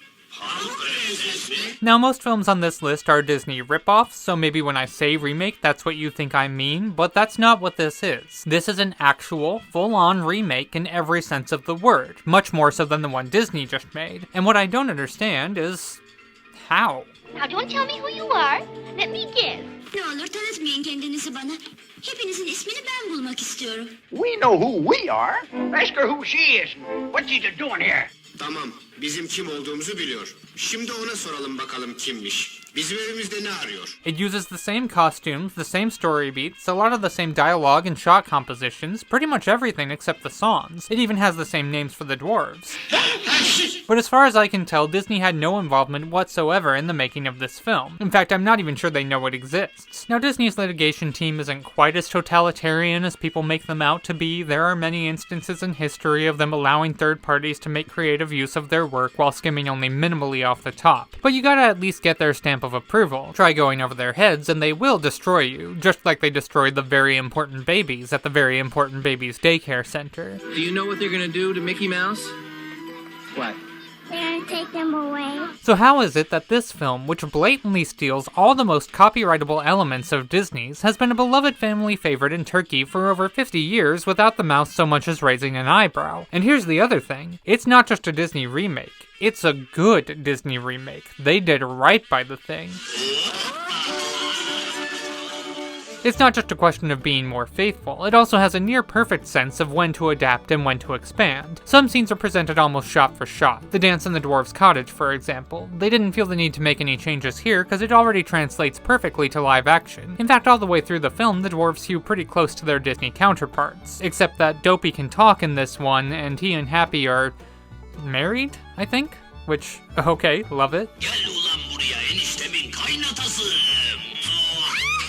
But other elements do need more dimension in live action. The prince, obviously, and most of the scenes at the castle, but especially Snow White's relationship with the queen. In the original, everything about their relationship is suggested rather than shown. They don't even share the same screen together until the very end. And that's not a problem because good animation can get away with that. You can communicate much bigger emotions with far fewer ingredients, so you don't need every little detail spelled out. We know exactly how Snow White feels about her stepmother just from the look on her face right here.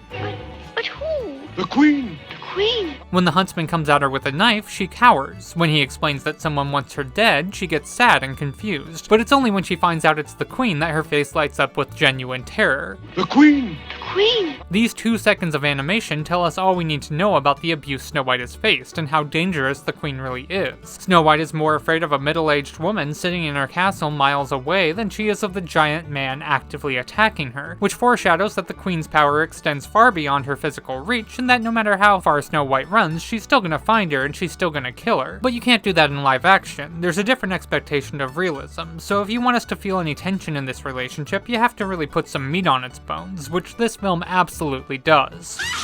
The Queen turns abusive the moment the king dies, openly declaring that she intends to break Snow White's spirit and work her until she's no longer beautiful. And while Snow White is forced to accept this situation, she shows her own fortitude by drawing a line when the Queen speaks badly of her mother. In what might be the most badass moment in any Snow White movie, she threatens to take her own life rather than let her family be insulted. Bir daha anneme dil uzatmayın. Aksi halde sizi bana eziyet etmek, küçük düşürmek zevkinden mahrum ederim. Please note here, I am not advocating for anyone to threaten self-harm as defense against abuse. Don't do that, it's not a solution. I'm just saying that in this particular story context, it's a pretty baller move. Çünkü böylesine yaşamaktansa ölmek en büyük şereftir. Müsaadenizle kraliçem. Also on the realism front, I gotta give mad props to the animal handlers and to Zeynep Dermangialo for letting them just pelt her with birds and rabbits and deer all the way through the film. I don't know if you've ever had a wild bird on your arm, but it's kind of terrifying. You don't realize until the talons dig in that you're holding a tiny dinosaur, so it's honestly astounding to see her dancing around just like in the Disney film, covered head to toe in rabid forest creatures, still saying her lines and hitting her marks with perfect poise and precision. This, my friends, is what a true Disney princess looks like. Just like a doll's house. So is this the Disney live-action remake we've all been waiting for? Well, no.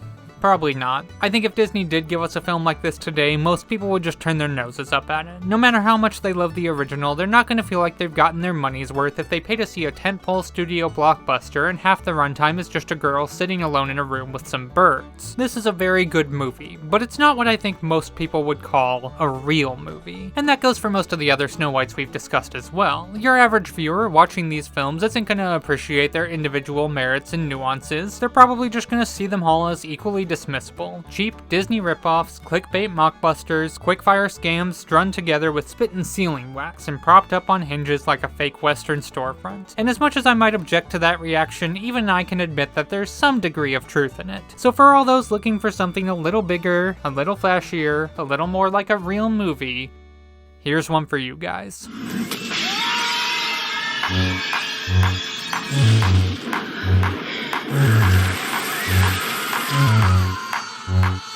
Snow White, A Tale of Terror is what many modern fantasy films claim to be, but few actually are. It's edgy, it's dark and it's grim, and it has sharp teeth which it wields ferociously. It's also, despite being made for television, a sleek, high-scale production in which every dollar of the budget can be seen on screen. The film opens with a group of very well-trained wolves attacking a carriage that carries Snow White's parents, devouring the horse and driver and fatally injuring Snow White's mother, so her father has to cut his unborn child out of the womb. So right off the bat, we're starting bleak. We then dive straight into a twisted horror tale that spares none of the gory details, from dead babies and mutilated animals to shades of incest and cannibalism to spiders crawling out of hands and lit candles being shoved into open eyes. It's all very shocking and violent, but it doesn't actually feel that out of place. Usually if you see a trailer for a gritty-looking reboot of a children's story with a provocative tagline like "The fairy tale is over," it's a good bet that the film itself will be a bit of an eye roll. But Snow White is already a very dark story. It's about a monster hunting down a child and trying to kill her over and over until she succeeds. So you don't really have to lean in to make it a horror movie, you just have to not actively lean away. What's the matter, dear? Cat got your tongue? We get a more sympathetic version of the Queen here. She tries her best to be a good stepmom and doesn't actually start turning evil until about 30 minutes in. The real source of evil seems to be the magic mirror, which infects the characters like a poison and which gets yet another very cool design, with these clasping hands keeping it closed. I like it. It's probably in my top 5. I don't like these dwarves as much. They're all criminals and creeps, at least one of them's an attempted rapist. Their scenes have a bit of that try-hard late 90s grunginess that the rest of the film mostly manages to avoid. Here, princess. Kiss this here, One of them does get a love triangle with Snow White though, which is nice. It's a little weird more Snow White films don't go that route. They all work so hard to flesh out the prince, or they switch things up and have her get with the huntsman instead, but the obvious solution is just to pair her up with the crabbiest dwarf, especially since Disney took us 90% of the way there already. He's not an actual dwarf in this one, it's not a progressive decision, but it is a more narratively satisfying one. Why are you staring at me? It hadn't occurred to me to look anywhere else. Really though, the strength of Tale of Terror is all in its execution. The imagery is haunting, the magic is mysterious, the assassination attempts are cool and scary, the hag makeup is terrific. It's just a really well-crafted thriller all around. I'm sure it'll be a little much for some. Not everyone's gonna want to watch a Snow White where characters get buried alive or have their faces smashed through mirrors, and admittedly the last 15 minutes are much schlockier than they need to be, but regardless of personal taste, this is the first Snow White we've discussed that really looks and feels like a true motion picture, so you do have to give it credit where it's due.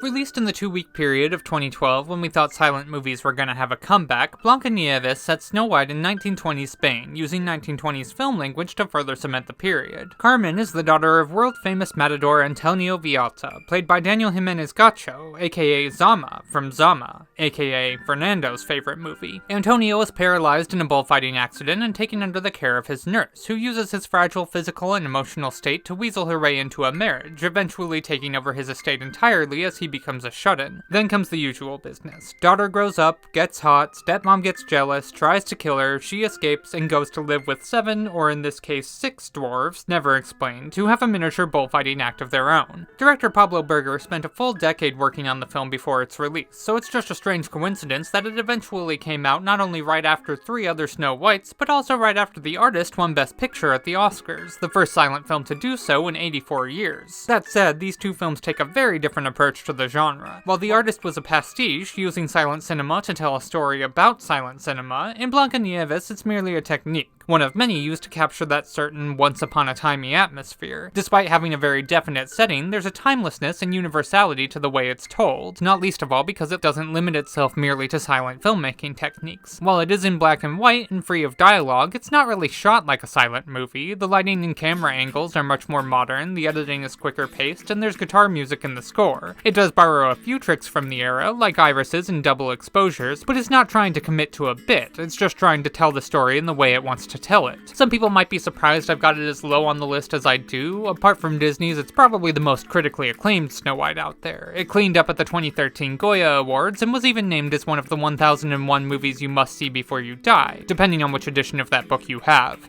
It's not in mine. It's not in my wife's either.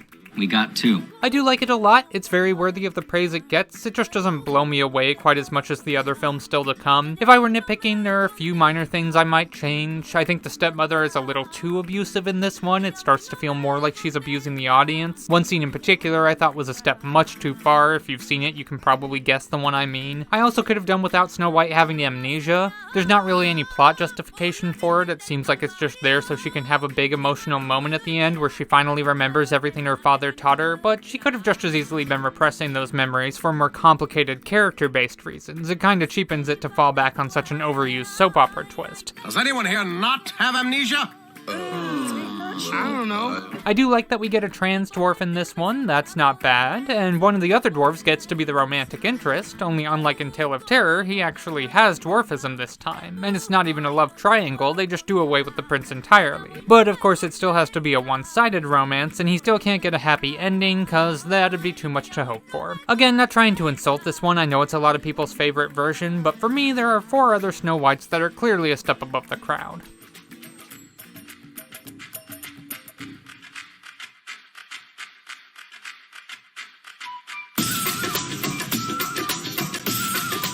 Of all the films on this list, Mirror Mirror might actually be the one that's aging the best, despite some unfortunate names in the cast and crew, and the rather odd choice to end the film with a bunch of white people singing a Bollywood song. The film came out just 2 months before Snow White and the Huntsman, and at the time it was considered the weaker of the two, or at least that's how I remember it. Looking back now, it appears both films received equally middling reviews, but Huntsman certainly had the bigger cultural impact, earning over twice as much at the box office and scoring an aforementioned crummy sequel, while Mirror Mirror was quickly dismissed and just as quickly forgotten. This is an injustice to be sure, but not at all surprising given where we were as a culture in 2012. Mirror Mirror is bright, sincere, and whimsical, with a sense of humor aimed primarily at children, and there is no place for such films in a post-Dark Knight world. We much preferred serious fantasy for serious grown-ups, even if the actual scripts weren't any more intelligent than your average kids film. But tastes have since changed. Now in 2025, we bemoan joyless action films, with their dull color palettes and washed-out special effects. We crave instead style and pizzazz, and yearn for the days when studios weren't afraid to take chances, and when the word summer blockbuster meant we were in for something big and spectacular and ridiculous. Well, gentle viewer, Mirror Mirror is that film. Once upon a time, in a kingdom far, far away, a baby girl was born. The story takes place in a dazzling alternate universe, where mind-blowing sets burst out of beautifully rendered landscapes. Action scenes blend CGI, live action, and puppetry in wild and creative ways, and the costumes are completely off the charts, earning the film its sole, much-deserved Oscar nomination. Costume designer Eiko Ishioka sadly passed away before the nominations were announced, but man oh man, talk about a swan song. I'm sorry seeing you in this dress has caused me to lose my words. Well, at least it doesn't cause you to lose your pants. I think the main reason the film didn't do well is probably the dialogue, specifically the anachronistic humor. You can still feel the lingering odor of Shrek here. The film tries to be meta, but it's not nearly cynical enough for that, so it ends up just sounding childish and dumb. The kingdom was a happy place where people danced and sang day and night. Apparently, no one had a job back then. That said, most of the worst jokes are front-loaded in the opening monologue. If you can just excise that section from your mind Tangled style, the rest of the film is actually really funny. Do you need a second? Yes, thank you. I just need to process. Prince Alcott, I have a proposition for you. This is one of the best sets of dwarves, too. They're really well-rounded characters here. We get a ton of time to establish their personalities and see what they each bring to the team. We worked hard for that money. Stealing isn't work. Sure it's work. It's hard. Tore my shirt, had to sew it, that's work. This is one of the times where they're written as humans rather than fantasy creatures. They used to be part of regular society, but were exiled when the Queen took over and spread a culture of hate and bigotry. Snow White helps them reintegrate and brings them a sense of belonging, but they have a lot to teach her as well, each offering a unique set of talents, from swordplay to thievery to even getting prettied up for her first kiss. People think of you as sweet.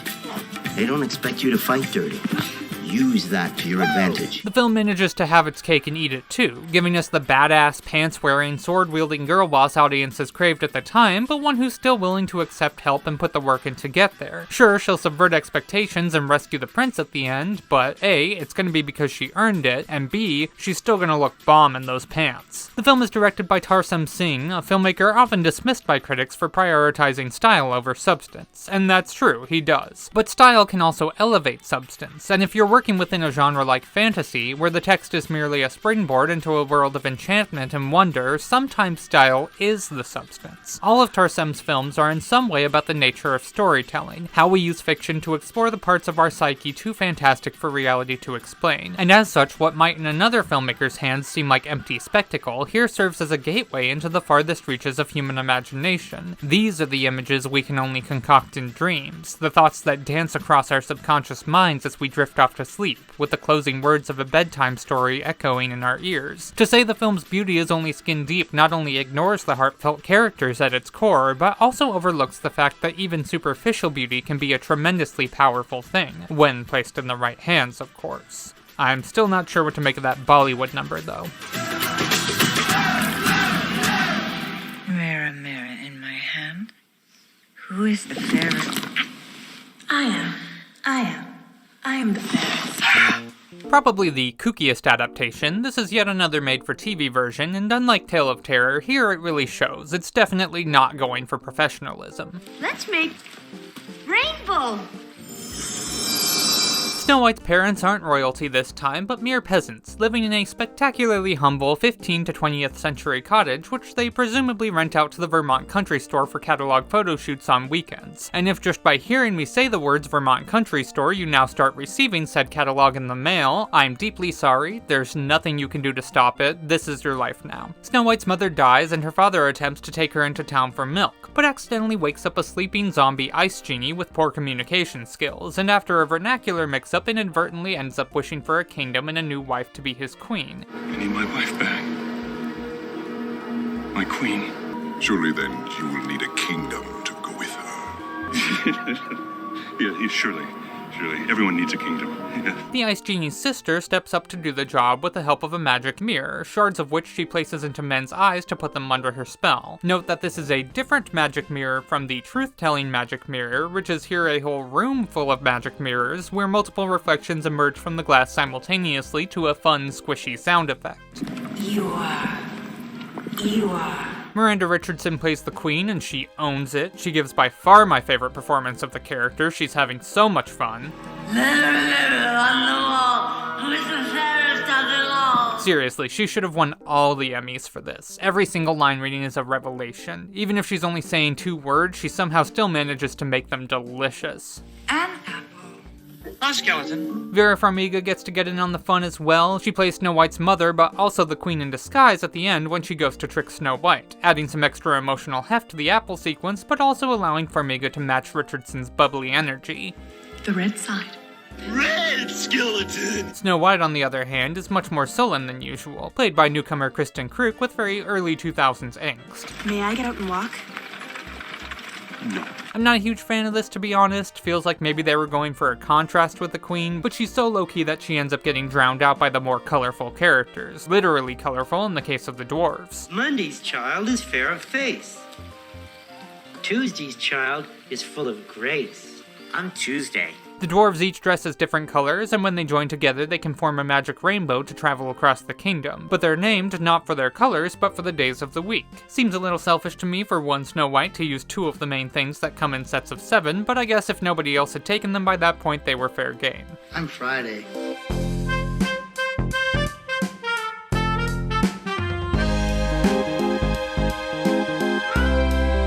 Note that these dwarves undeniably are magic creatures, the most magical we've seen so far. They couldn't be further from the dwarves in Mirror Mirror, and yet these are probably my 2 favorite interpretations of the characters outside of Disney's. I guess it just goes to show that how you choose to depict the dwarves isn't nearly as important as whether you take the time to write them with thoughtfulness and respect. People treat you like they treat us. They only see the outside. That's why it's up to us to see each other with clear eyes.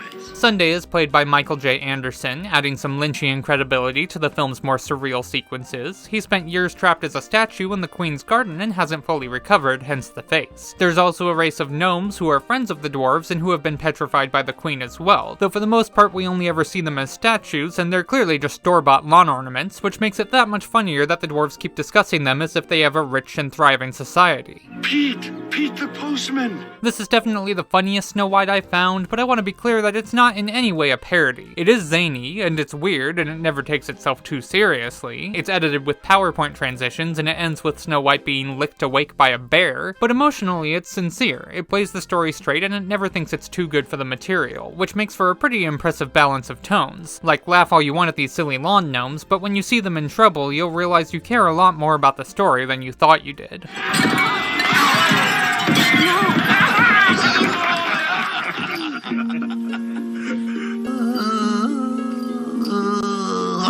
Almost at the top now, our runner-up for Best Snow White is a German film from 1992 that I'd never heard of before and that has a lot of things working against it. Like Fairest of Them All, it was made for television, but likewise it rises above its meager budget. Like the canon version, it features the scene of the Queen dressing in yellowface, but it's much shorter and less egregious here and not really played for comedy. And like the West German version, I could only find it dubbed, but it's at least a decent quality dub that feels like it mostly retained the tone of the original, minus the store brand Cyndi Lauper song that plays during the end credits.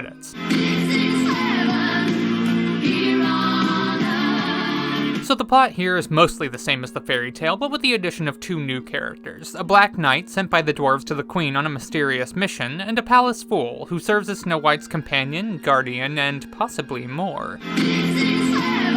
Actually, neither of these characters is strictly new, they're permutations on the Huntsman and the Prince, respectively, but they play into the story in very different ways and give the film an entirely new sense of direction. The plot is twisted into strange and peculiar shapes. Characters form unexpected alliances, uncover dark secrets, bare their souls in moments of desperation. It never strays too far from the original text, but there's a much more sinister undercurrent at play. It feels like the characters are toying with forces beyond their control, allowing themselves to be consumed and destroyed by the magic of the fairy tale just for the momentary gratification it provides. Have you no worthier question to ask the mirror? The central theme of this version is not beauty, but truth. The magic mirror can see all, yes, but what's more important is that it can see clearly. It can look past facades and appearances to the fundamental truth that exists within all things, and this is considered such a great power that it can only answer one question per week, lest the truth be squandered. The mirror will not speak again till 7 days have passed. The fact that the Queen not only wastes this power on such a trivial question, but then re-asks the same question every time shows that her obsession runs far deeper than simple vanity. It festers into a debilitating physical addiction, and indeed, as the film progresses, her behavior starts to look more and more like that of an addict. My gold,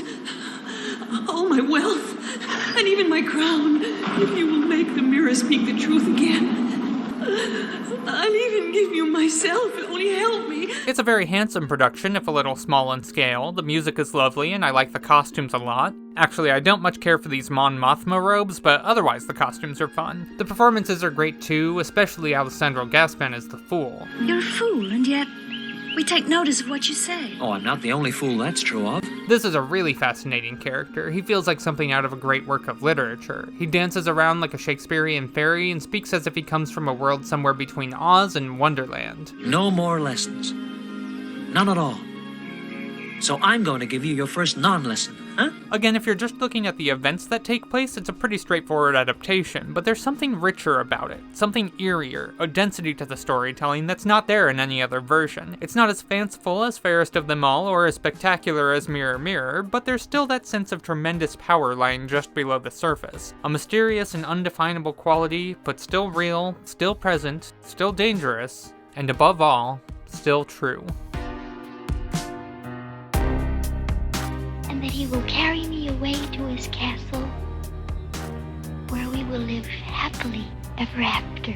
So once again, I'm going with the obvious choice. For the third consecutive video in this series, Disney takes first place. Sorry Disney haters, check back in when we do a Chicken Little ranking, maybe you'll have better luck. Really though, this shouldn't come as a surprise to anyone. This was never much of a competition. By pretty much any metric, Disney Snow White is the undisputed champion. It's the most visually dazzling, the most artistically innovative, the loveliest, the coziest, the scariest, the most iconic. The only place you could maybe argue it comes up short is in the plotting, but again, the plot is there, it's just told through mood and expression rather than overt dialogue or exposition. The Queen! The Queen! The trend in modern family films, even the good ones, is to make sure that every theme is spelled out, every plot point is made literal, and every character says out loud exactly what they're thinking at all times, which is to say nothing of their reliance on overpaid celebrity voice actors. And then I go, well, what's the next line? It goes, oh, it's getting dark outside. It's getting dark outside!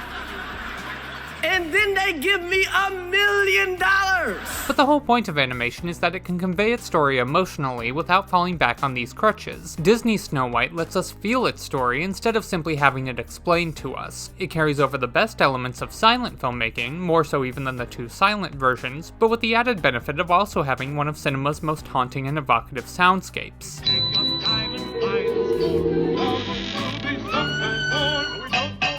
You could watch this movie on mute and still know exactly what's going on, or you could listen to it without picture and still know exactly how to feel, even in the long stretches where not a word is spoken. That's the mark of truly cohesive filmmaking. The last time I saw the film was at a screening in Oslo, where it played without subtitles in Norwegian, a language I don't understand, and yet within the first few minutes I'd completely forgotten it wasn't in English, because the storytelling is just that clear.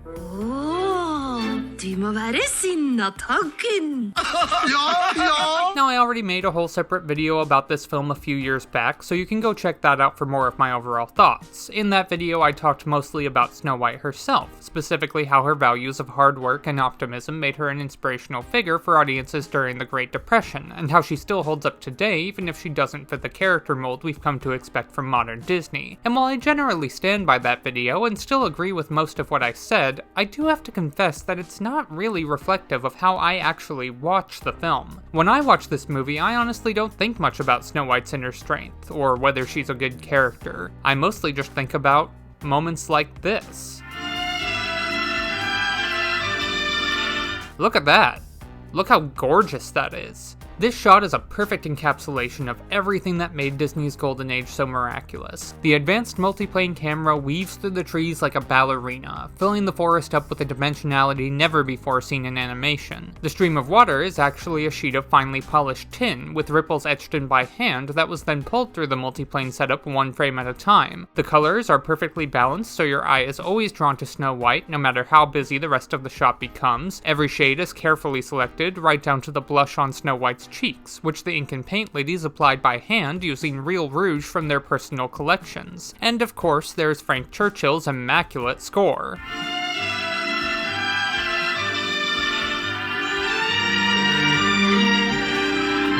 And this is all just one example. You could pick any random shot from the film and find a similar degree of artistic excellence. From the hand-carved ornaments in the dwarves' cottage, each piece finely detailed to reflect the personalities of the characters, to the special effects during the Queen's transformation that thrust the horror genre forward by about 50 years, to the painstakingly animated shadows that give the film such depth and detail. Rather than just painting the shadows as we see them, every shot was photographed twice, once with pitch black shadows and once with no shadows at all, and the shots were then layered over each other at various degrees of exposure so that each scene could have a completely unique look as the lighting required. This time-consuming process was one of the first that had to be abandoned after Disney ran out of money in the 40s, but it's because of techniques like this that the Golden Age films have a texture and luminosity to them that had never been seen before, and that's rarely been replicated since. Birdie Purdy. beautiful. So looking at all these shots together, it's tempting to think that maybe the least important part of Disney's Snow White is Snow White herself. If the story is told through mood and atmosphere, and these things are principally communicated through animation and special effects, then what difference does it make who it's about? A shot like this would likely be just as beautiful regardless of what character was at its center. That's how many regard the film today, at least, as a beautiful artwork and a landmark piece of cinema, but one without much to offer in terms of character, story, or positive moral lessons. But I don't think that's true,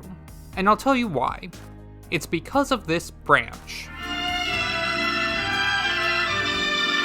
This branch fascinates me. I never paid much attention to it before, but lately it's all I've been able to think about. See, many people mistakenly believe that the moral of Snow White is that beautiful people are good and ugly people are evil, but that's not the case. The only character concerned with superficial beauty is the Queen, but Snow White's beauty is repeatedly emphasized to be the result of her goodness and purity rather than her literal physical looks. Rags cannot hide her gentle grace. The actual moral is that looks can be deceiving, but if you're good, your inner beauty will shine through, even if you're dressed in rags, and if you're evil, you'll still die ugly and alone no matter how much natural beauty you were given. And to be clear, this isn't like a hot take or anything, that is the actual point of the story. Every version I watched shows a basic understanding of that fact. The mirror only tells half the story.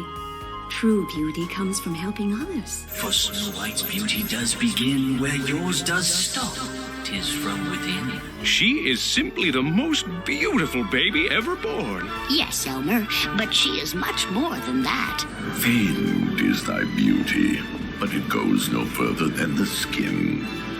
For Snow White, beauty comes from deep within. But while other Snow Whites simply tell us that lesson, Disney's is the only one to show it. This branch is a callback to the grabby branches from earlier, when Snow White escapes through the woods and imagines that the entire forest is coming to life to attack her. Eventually, she calms down and realizes that the forest is actually a beautiful place full of life and wonder, but you'll notice that even after the darkness fades, you can still see hints of faces in the trees. It would have been really easy for the animators to just draw a happier looking forest, but they make a point of showing us that nothing's actually changed. The scary things are still there, she just has a new perspective on them now. Looks can be deceiving after all. But what I never noticed until my most recent viewing, in Norwegian I'll remind you, is that several minutes later, when the danger has fully passed and beauty has completely taken over the screen, that the forest is still trying to get her. The grabby branches are still grabbing. The evil hasn't ceased to exist. It's still coming for her. It's still trying to take her down. But now it can't. Because she's already won. She already made the decision to align herself with goodness and beauty and not give in to the darkness, so without even losing her smile, she pulls herself free from evil's feeble grasp and moves on.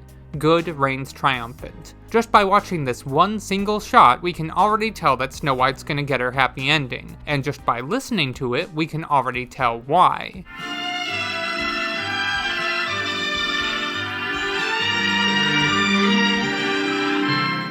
Did you catch it? Here, let me play it again with the lyrics.